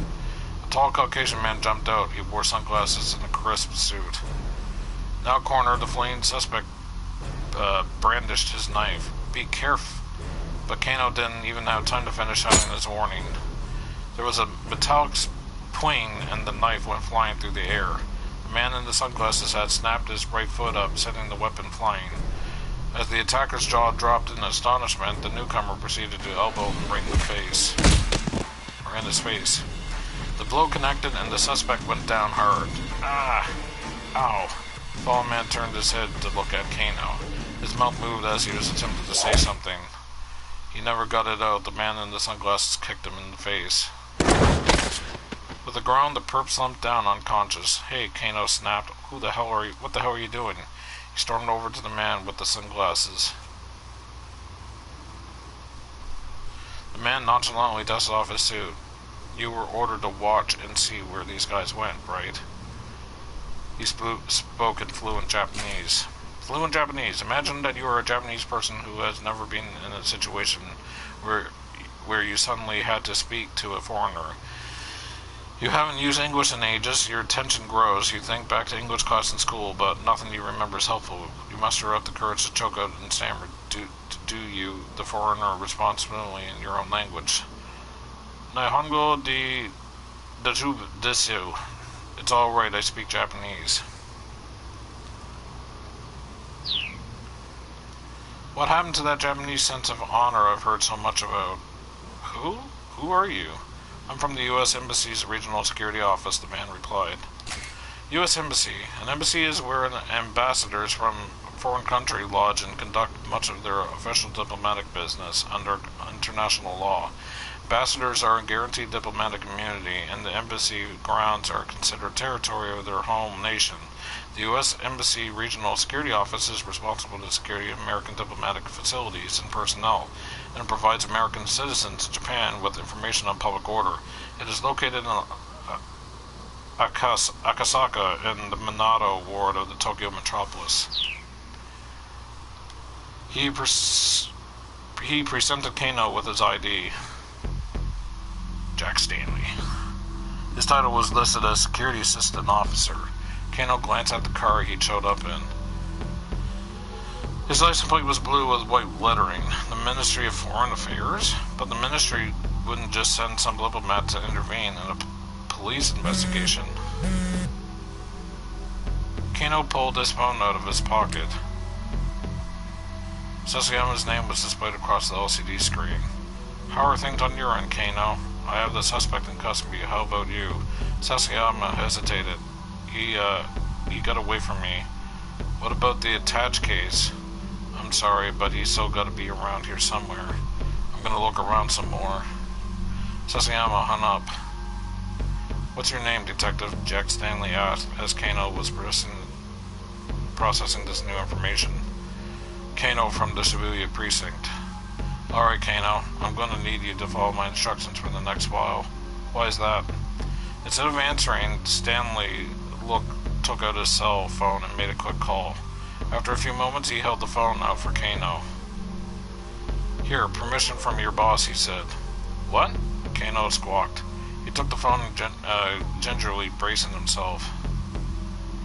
Kano speaking. You imbecile, what the hell are you thinking? It was Kuze, and he was furious. Understandably so, really. Kano had disobeyed a direct order, and for what all he accomplished was lose track of the attached case. Sorry, sir. You really think sorry's gonna cut it? You're off the force, Kano. Kano slumped defeated. He had no reply. He knew he deserved whatever punishment he got. Still, orders from up top didn't trump the hostage's safety.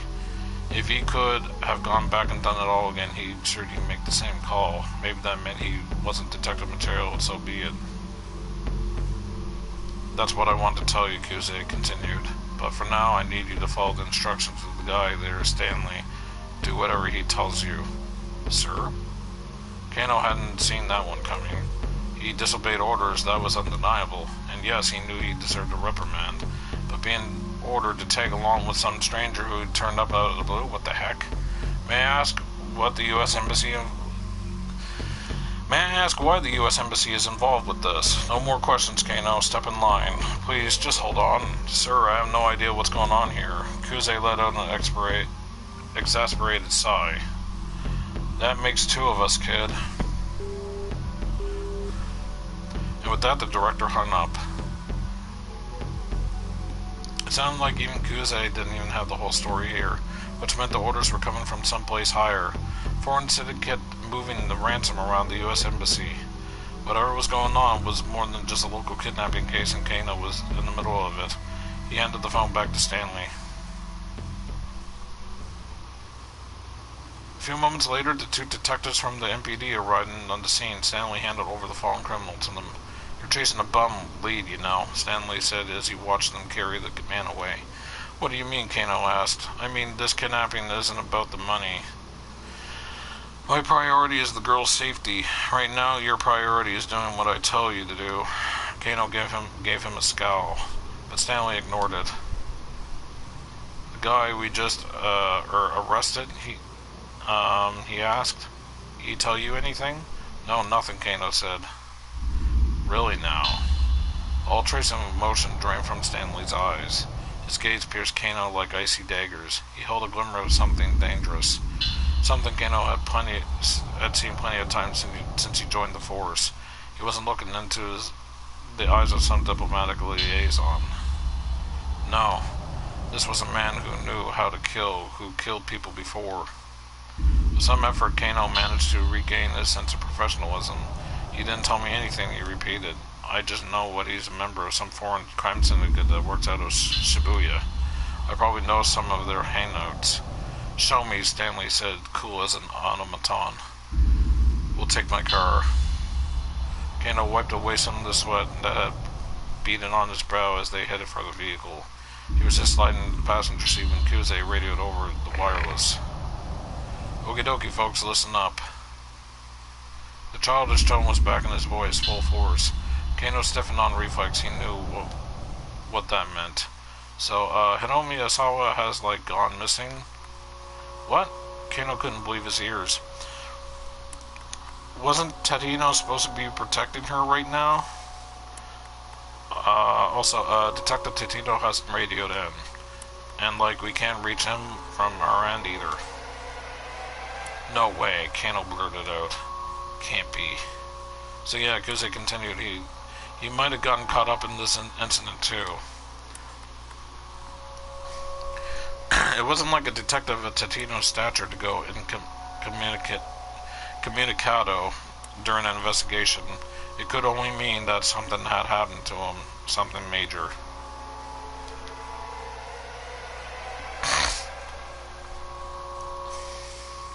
To be continued.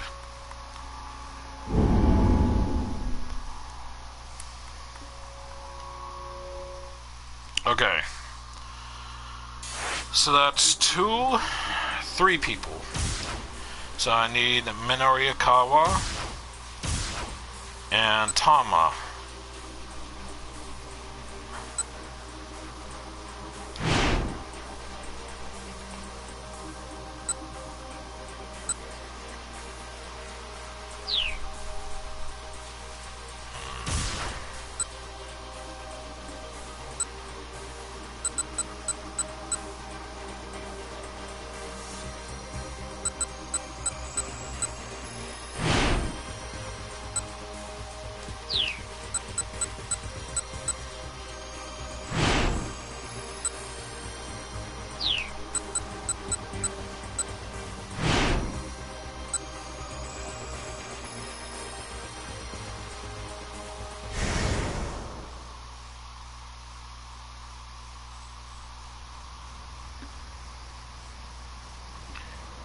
Ichi ground his teeth in frustration. Hiromi, he groaned while they slowed down to catch their breath at last. I'm so sorry.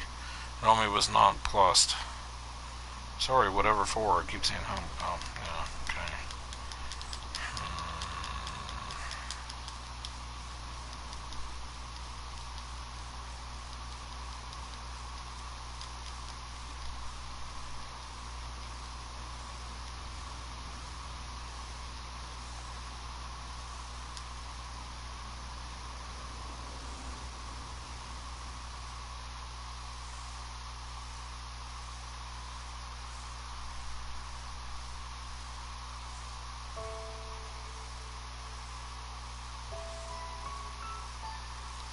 Back to this again.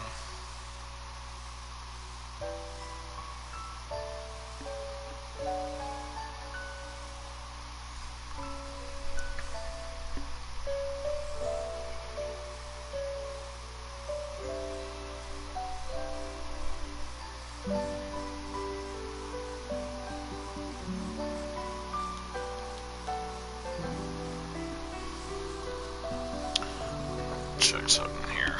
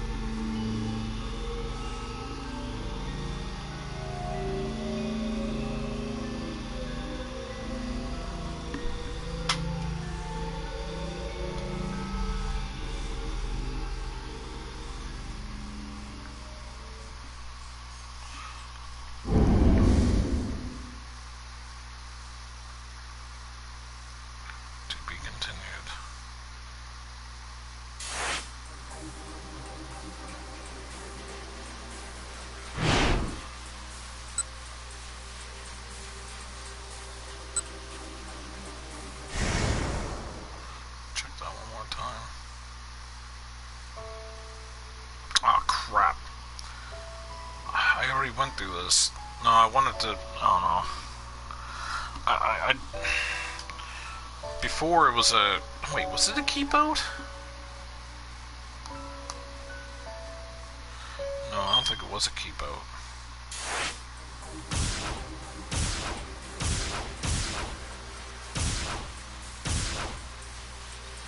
Okay, his was keep out.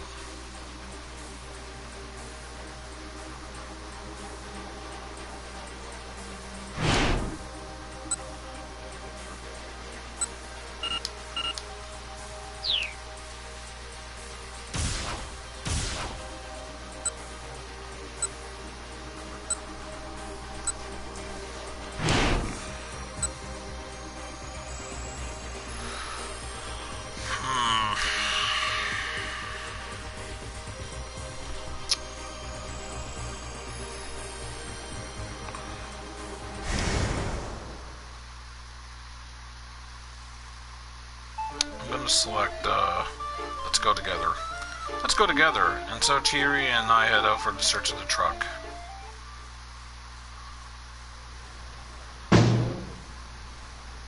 As we make our way down to Center Guy, appearing in all directions, I accidentally bumped into the man and his daughter. Blah, blah, blah.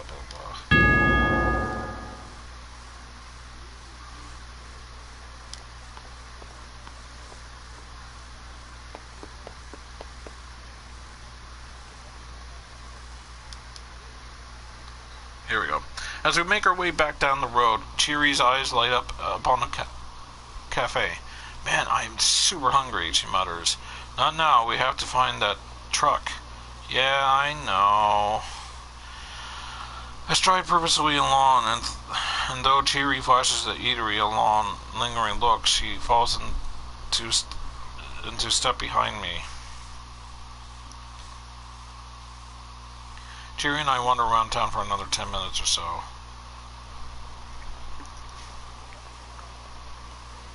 We don't see any sign of the truck, though. I sigh. It really is good and gone, huh? I turn to look back at Chiri. Huh? Wait, what? Chiri's gone. She must have slipped away from me at some point. I take a quick look around, but there's no sign of her. When did she split off? She was here just 2 or 3 minutes ago. 12:35. The sales demo starts, and then what do? I don't have time to go look for Chiri. I guess I'll have to keep searching for the truck by myself then. But I guess I have no clues to go on, so I don't know if I'm ever going to find it. What should I do?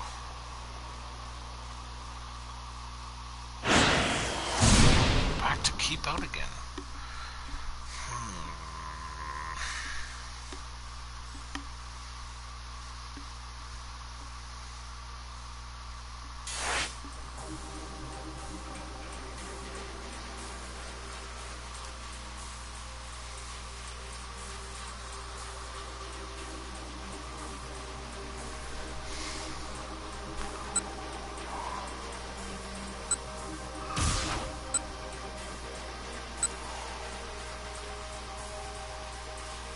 Oh yeah, this is complete.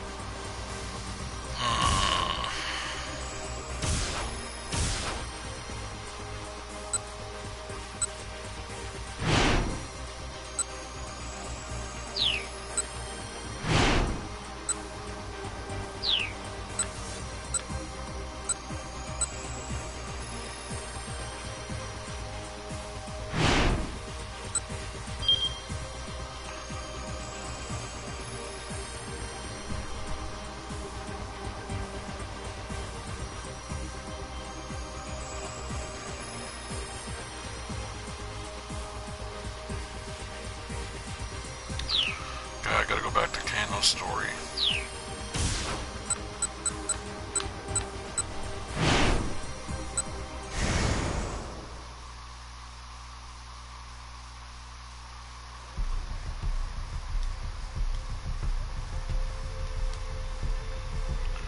can't be involved with this, can she?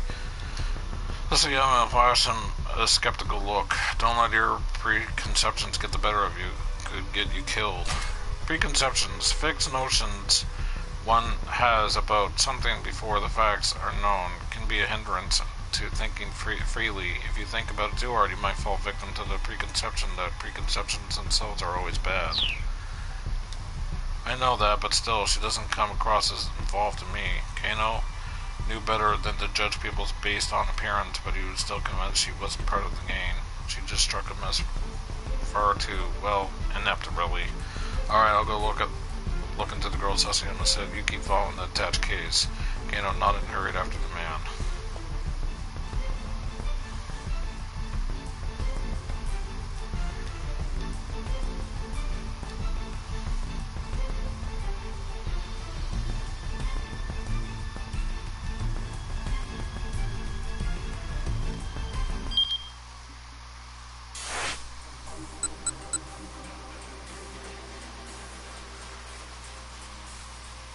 Interesting.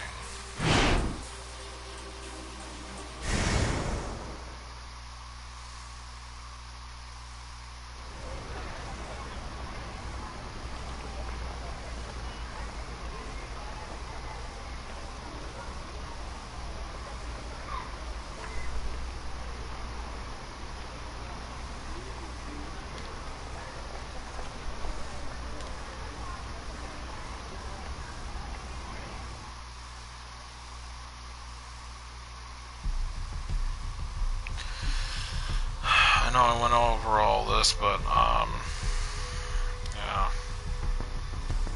I needed to get the story back to 100% again.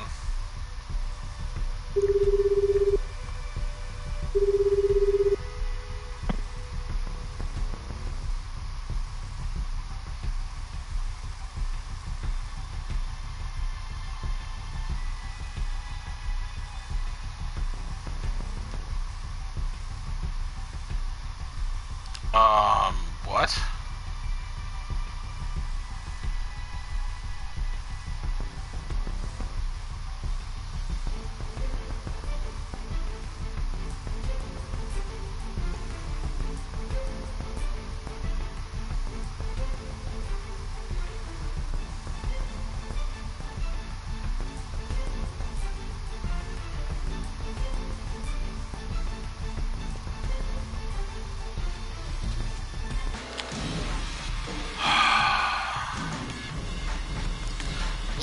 Back in the bad end.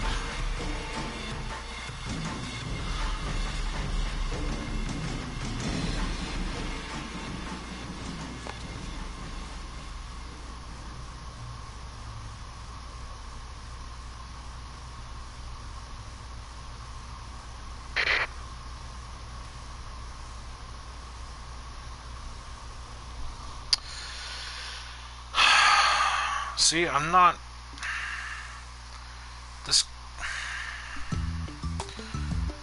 This bothers me because I only changed one little detail, and it was not to question her, and it was like, oh, something probably said her, you know, whatever, blah blah blah. What?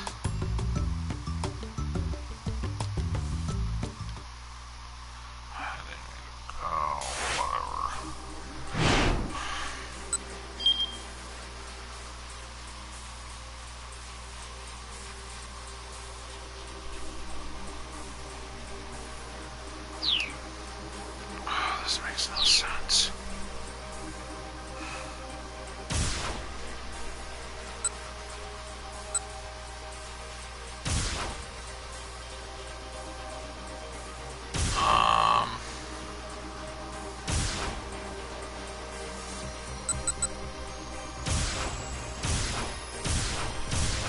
I had like 3 people done, and now I'm back to 1 again.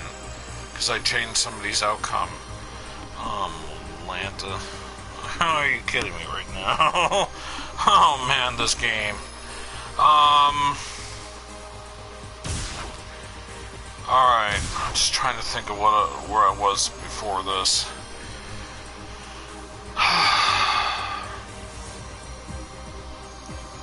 10:23 p.m. Good grief.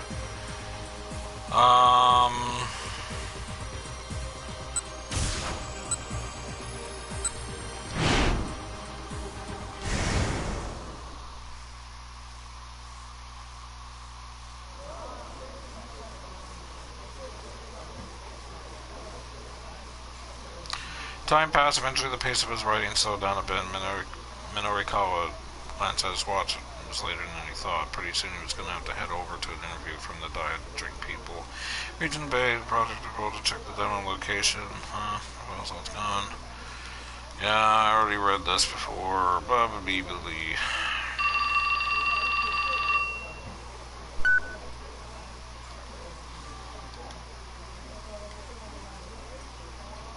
Oh, his phone rang. What now? Minorikawa snapped as he answered. A tiny squeak came through the receiver, followed by the sound of snuffling sobs. Sorry, I just... Jackie, was she done with the interviews, maybe? It's no use. People won't stop to talk, no matter how hard I try. Her voice broke up in further sobs.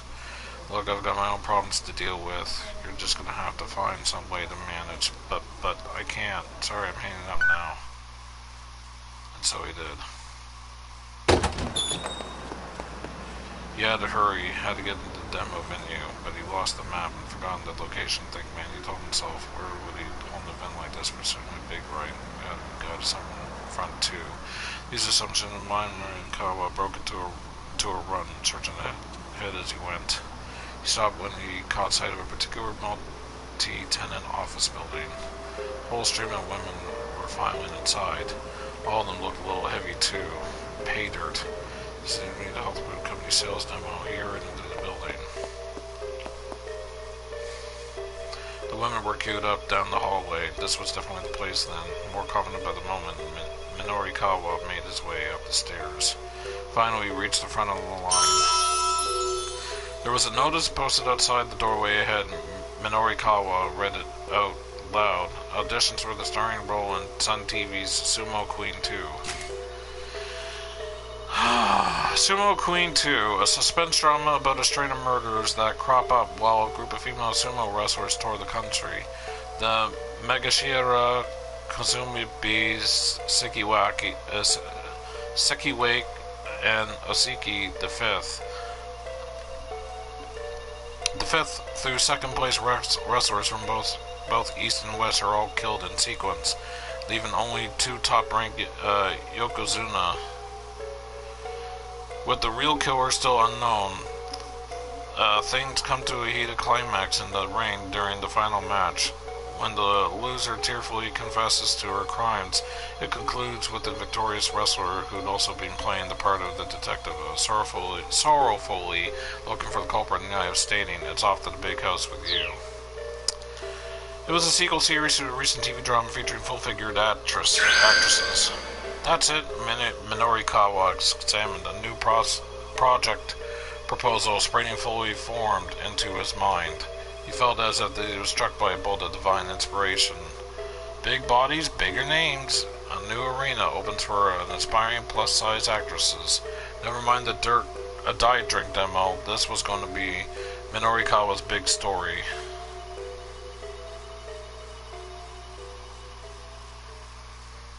Minorikawa managed to meet the deadline.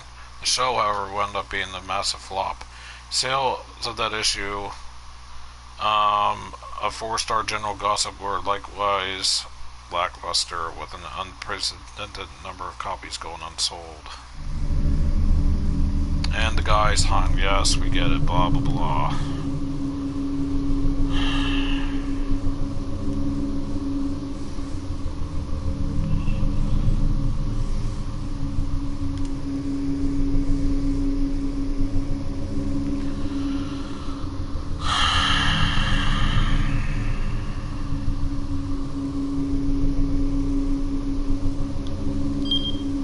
Minorikawa wound up going to the wrong venue entirely. His main problem was that he didn't have good detailed directions to the Burning Hammer demo. Toma can do something at 12:15 that causes Chiri to head to that cafe, and Chiri can help Minorikawa get there when he needs to go. Yeah, alright. Yeah, I'm an idiot. I just realized, yeah, well, because I changed her thing. That's what I did, like an idiot. So I need to go back and make the offering to split up.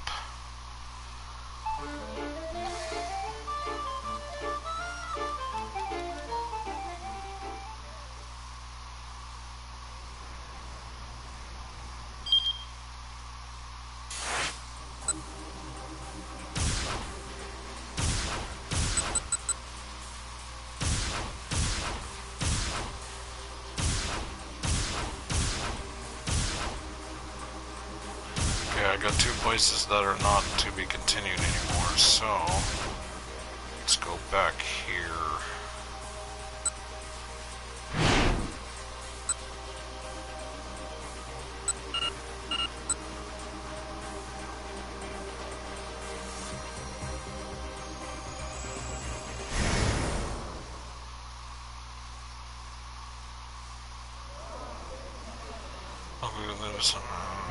Just keep your head down.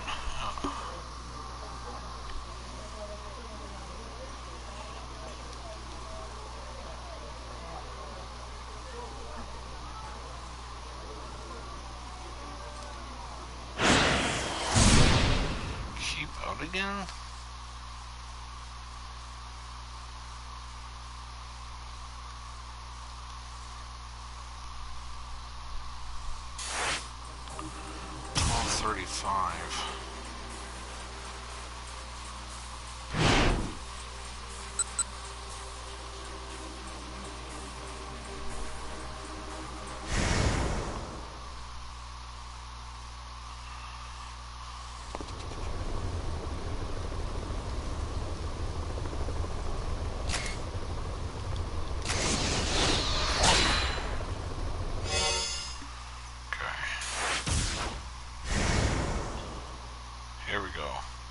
This should fix it. He gotten some new info on the Burning Hammer sales demo, but he also lost some more time. The surveillance camera piece still wasn't finished, so it was going to be in there getting it done before the sales demo started. Yet instead of returning it, it's running a gut on his cell phone. But okay, but back to this again. Swear to God, if it goes back to keep out.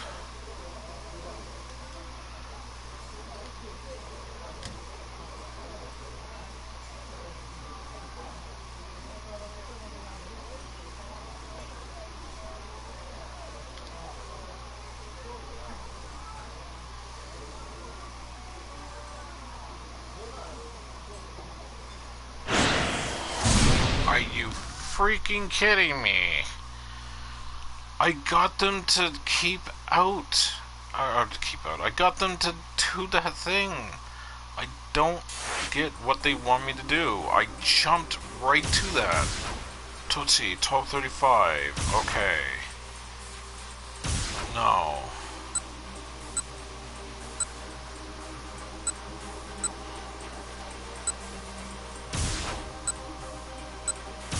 There's nothing there for his 1235, so I wonder if that has an issue. Doesn't make sense though.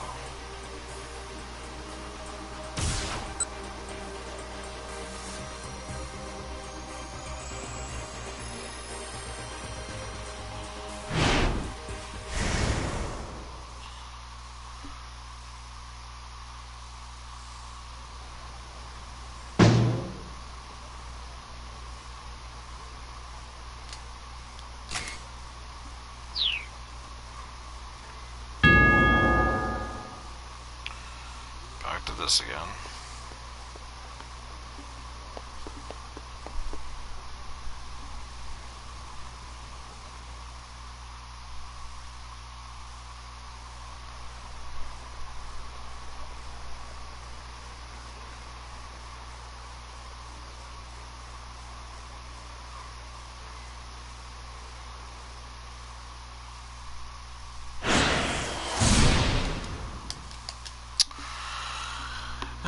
And then we're back to this shenanigans again. I'm missing something and it's driving me bonkers. For me, it makes sense that I have to go and like, do a jump. Like, that's what I was missing last time. But now it's just like, oh, it's not as simple as that now. Now it's this thing. And it's like, okay.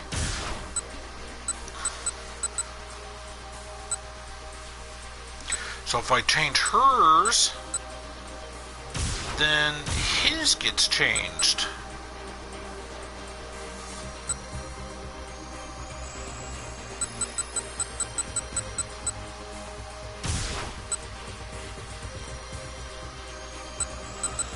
This new day starts at 12. So there is a bit of a jump there. So it's common.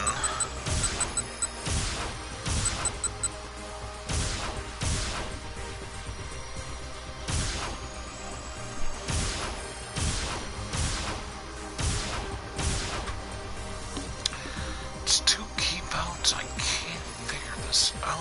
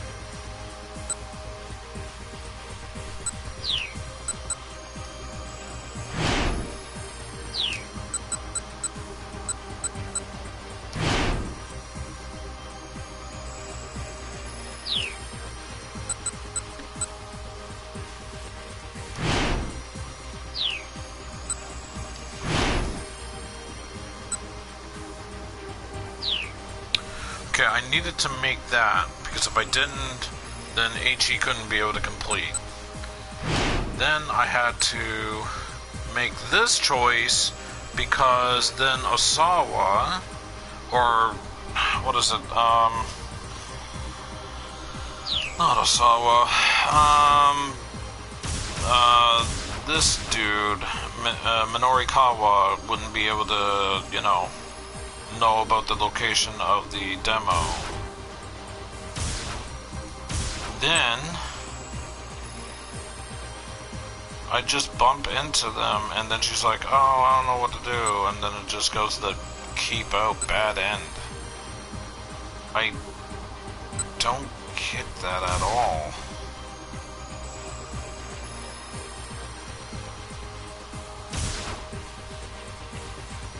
And as for this dude,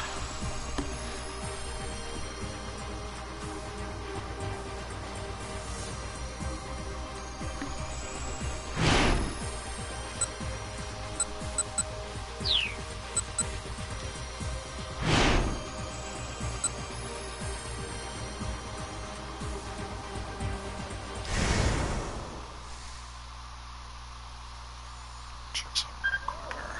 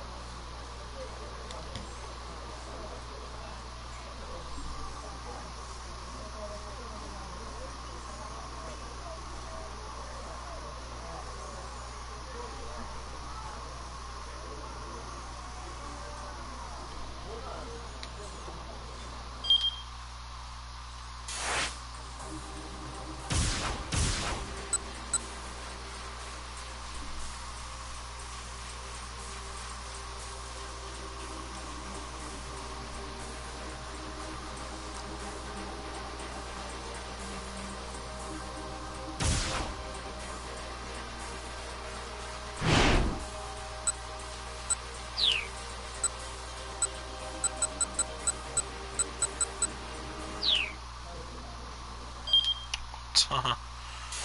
Okay.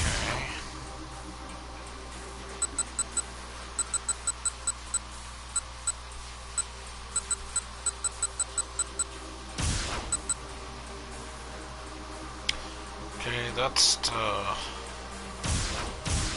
Mia guy.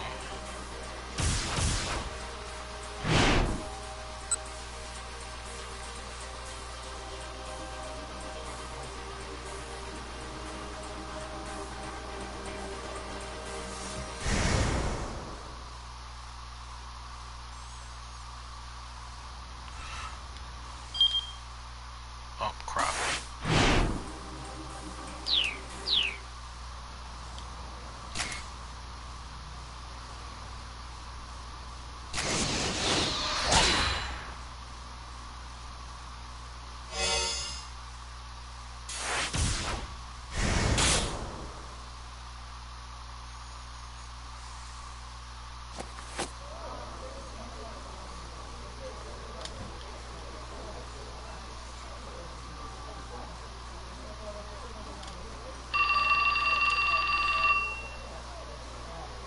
As he was slipping his laptop back into his bag, his cell phone rang. He looked at the screen and saw Chiaki's name listed as an incoming caller. Was she done with her interviews? Hurriedly, he picked up. Chiaki, how's it going? Several wet snaps came through the receiver. Hey, are you crying? It's no use. Chiaki's voice was indeed punctuated by sobs. People won't stop to talk no matter how hard I try. Oh, come on. This again, really? I can't do it. Don't worry about paying me. Just please let me go home. Minorikawa was already operating on a too tight schedule. He didn't have time to worry about Chiaki on top of it all. Look, just slow down and take a breath. Try and keep at it a little longer. You should have seen this coming from when he first called her. Her shyness was practically pathological. But if you cut her loose, all this frustration... Oh yeah, I read this.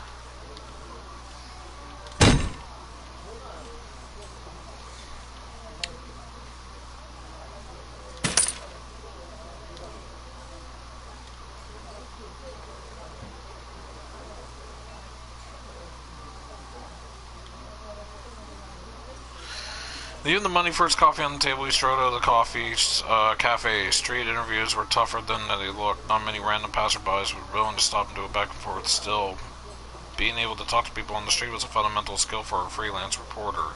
All Minorikawa wanted was for Chiaki to put in a little effort and make it happen. Although he found her personality frustrating, he actually quite liked her writing. Reading her words, he never guessed that what she was like in person. If she could just break the right story, he was sure readers would be quite taken with her. There was no time like the present. Here we go. I don't know, like, I must have done something and I'm just, like, too, like, dumb to notice because I just want to get this done and over with in a sense, but, you know, this chapter. But I'm just like, didn't I just do this? Didn't I do that? And it didn't work? So I must have done something to, like, I should have came back over here, but I was just overthinking things and got lost tracked. I don't know. Just trying to keep on top of all this stuff with, like, somebody with, like, a bad memory is not helping. Anyway, the plaza outside Shibuya Station was as crowded as ever. Minorikawa looked around and soon spotted Chiaki. Hey, what are you doing? He asked.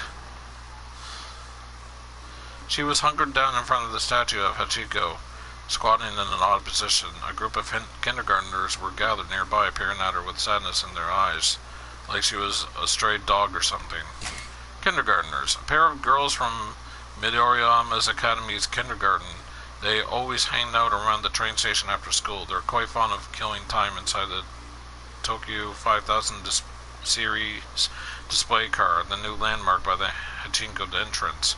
The beat cop at the station's police box has nicknamed them the the Kinder Partners.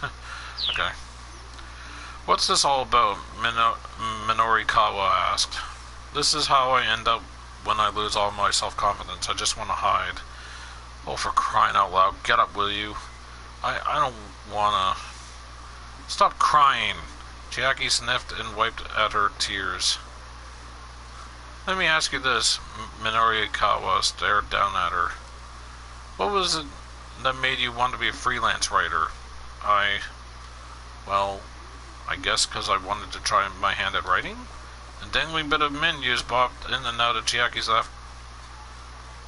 Oh, a dangling bit of mucus bobbed in and out of Chiaki's left nostril as she spoke. Ew. Like you could actually sort of see it. Okay, Minorikawa followed, and why is that?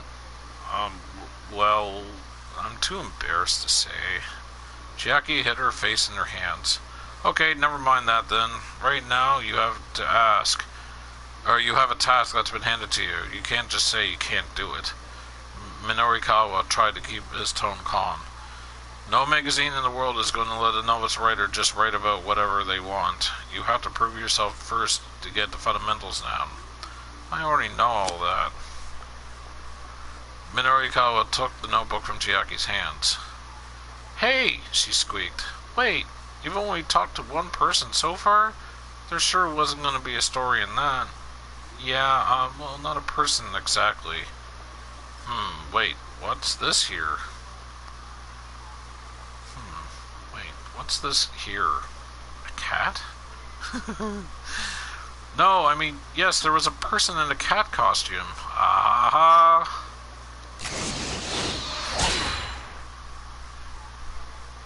Nice. Okay.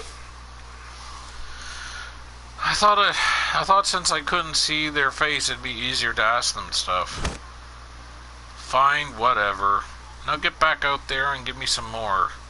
Minorikawa steered Chiaki toward the passing crowd. What now? Yes, now.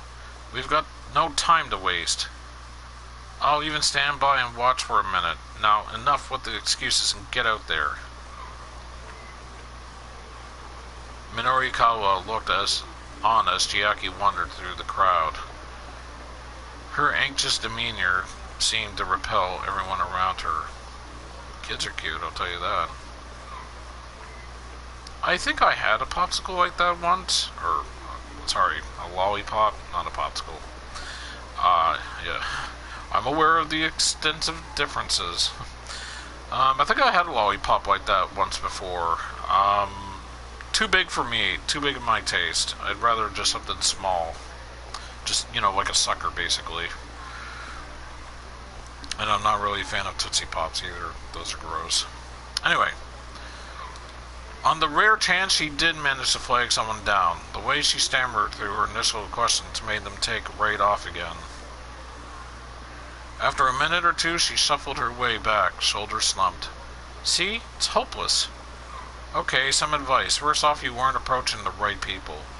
Some people are clearly in a rush, You're not going to have much luck trying to flag down a businessman who's visibly in a hurry.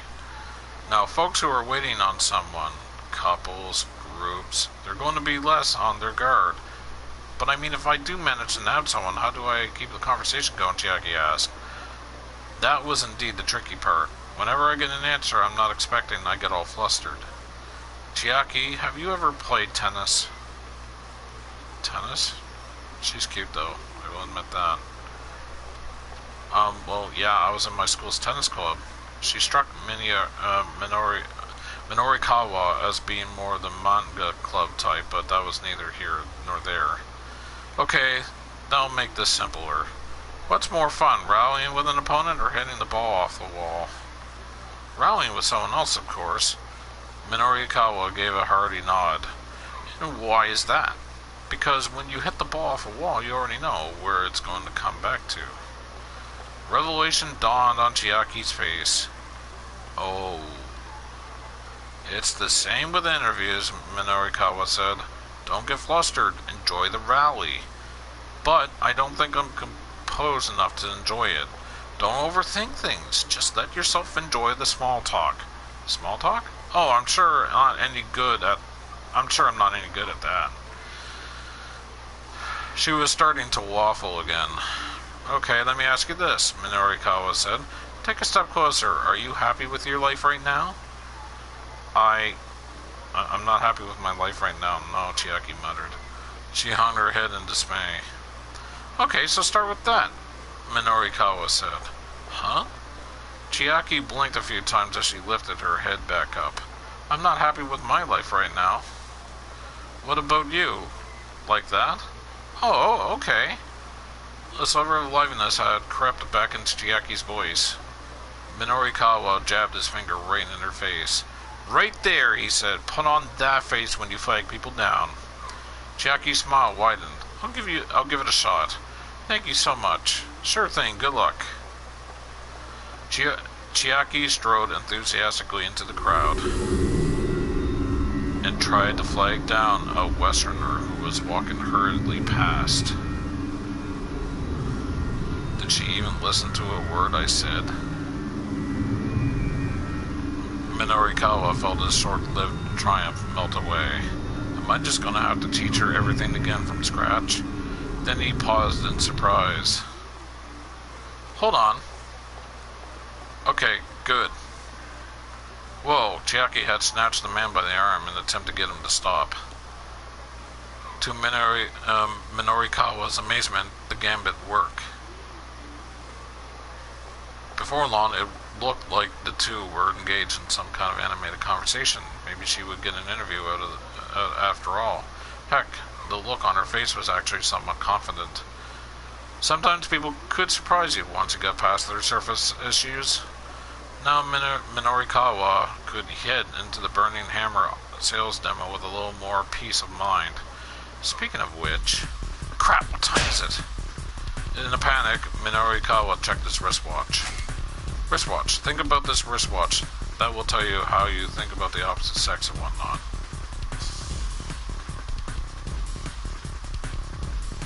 Think about this wristwatch. That will tell you how you think about the opposite sex and whatnot? I'm not getting it, but whatever. The demo was set to start in less than 5 minutes. Uh-oh, he really was cutting it close. Minorikawa sprinted through the intersection, heading for center guy.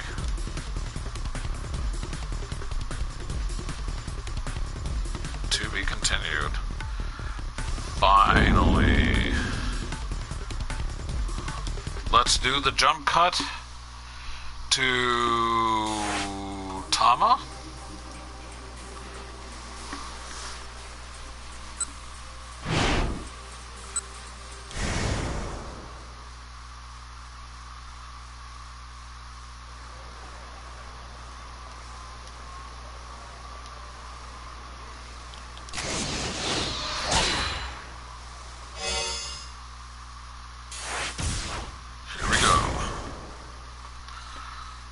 Ending with Tama again.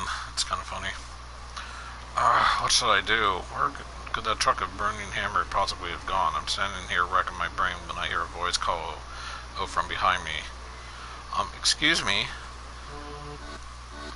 Are you, happy? With your life right now? I turned to see a woman holding a notebook. Huh? Sorry. Do you mind if I ask you a couple questions? I do not have the time for this right now. I'm more than a little busy. Oh no. I understand if you can. She's giving me this hyper-intensive stare. I can't tell if she's trying to be intimidating or if she's actually afraid of me. Something about her is definitely off. Way too jittery and suspicious for my liking. Whatever she wants, I'd rather not get involved. I'm actually pretty busy, I say. Oh, just real quick. It'd be a huge help, please. But, please? Please? She bows so many times she looks like one of those drinking birds. A toy bird that functions by means of a simple heat engine mechanism, causing it to continually dip its head into liquid and then rise back up, sometimes falsely claimed to be a type of perpetual motion device, once a common sight in offices the world over. It's been a while since I've ever seen one of those drinking birds in anything, honestly. I can't help but feel bad for this poor girl. I guess I can give her at least a few moments of my time. This girl is kind of creeping me out. I try to ignore her and move along. I'm gonna be a helpful kitty cat. I can't help but feel bad for this poor girl. I guess I can give her at least a few moments of my time. Alright, but please make it quick. Oh, thank you. Thank you so much. She goes back into drinking burn mode. So, what was the question? Oh, right. So, are you, happy with your life right now? Well, right now, as you can see, I am a cat. Oh, a cat? Yes, I see a cat. So, yeah, I'll put down cat. She just writes the word cat in her notepad. Right, thank you. Huh, are we finished already? Yes, we can finish right there. She hangs her head a little and looks away. Well, that sure was quick. I'm not sure I get what it was all about. Did I really give her enough to be useful? I doubt it, but hey, at least it was over fast. I head off in search of the burning hammer once more.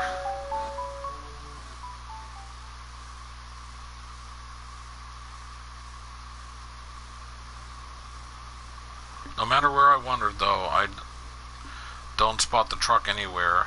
Now, there's only 15 minutes before the demo's supposed to start. I better make my way back to the venue. Maybe Chiri had better luck with the search. Back at the break room, I'm met by Mr. Yangashita, who possibly radiates despair. Did you find it? I'm sorry, I tried. Yangashita's shoulders slumped further at my response. Have you heard from Chiri, I asked. No, nothing yet. I guess she's our last hope. All of a sudden, Mr. Yangashita holds up a pendant. The situation's tough. I'd like you to wear this. It's a miracle stone, like the one I saw back in the storeroom earlier. This ought to kick up your luck a notch. Now I see that Yangashita is wearing another miracle stone around his neck, using one bit of a sham merchandise to help find another. Nice. This is the pinnacle of pitiful. That's what this is. Hurry up, put it on, before the luck runs out. Mr. Yangshita's eyes are all bloodshot. Something tells me he's refusing his request wouldn't be wise right now. After a moment's hesitation, I take hold of the pendant. The stone is blue and glittery. Is that Chiri? Mr. Yangshita squeaks. He whips out his phone. No, sorry, he mutters after listening for a moment. I think you have the wrong number. Guess it isn't Chiri after all. Okay. And yet, he stays on the line. Huh? Really? His tone suddenly does a complete 180. Yes, please, thank you so much. As soon as he hands up, Yangshita strikes victory pose. It's a miracle. Burning Hammer is back, baby.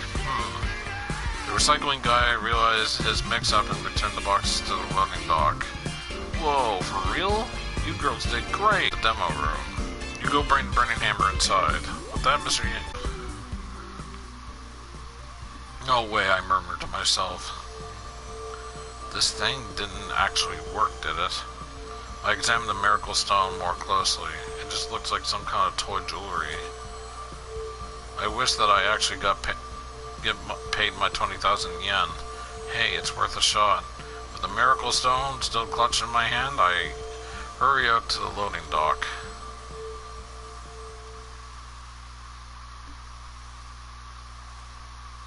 I brace myself before actually stepping out the door. It's there. It's really there. The cardboard boxes are scattered all around outside. Wait, scattered all around? What happened to them? I suddenly have a very bad feeling about this. Apprehension gnaws at me as I open up one of the boxes. No! I shriek and my vision dims. The box is full of bottles of burning hammer, all of them smashed to pieces.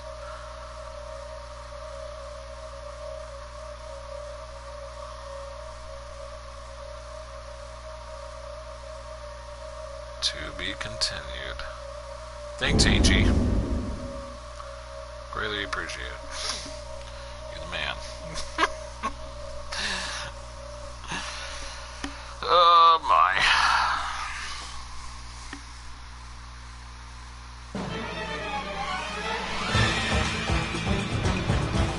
I wouldn't do anything. I would do anything, whatever it took. That was sarcasm, wasn't it? Time's up. I'll pay you double what they're worth. Any evidence has been covered up.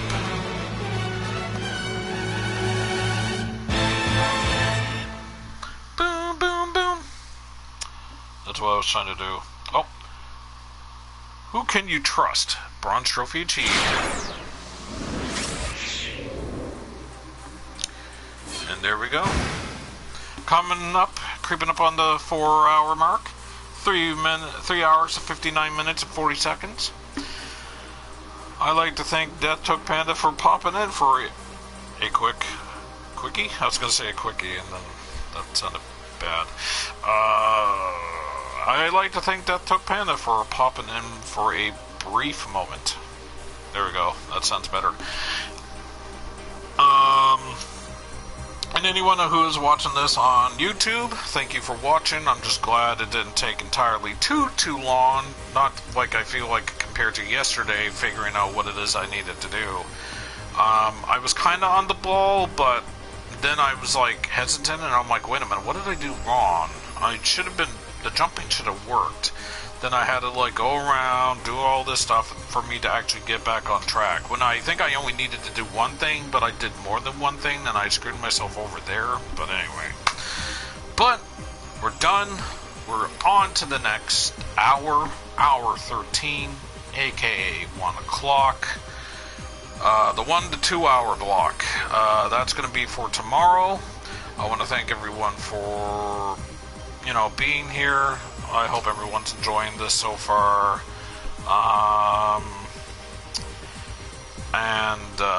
Yeah. I'll see you all next video. Or stream. See you soon. 4 hours and 1 minute and 11 seconds. Well, better than yesterday's 5 hours, but still. Alrighty. And my throat actually doesn't feel too bad. Not really sure why. I was thinking I would be crippling right now. Anyway. Alright.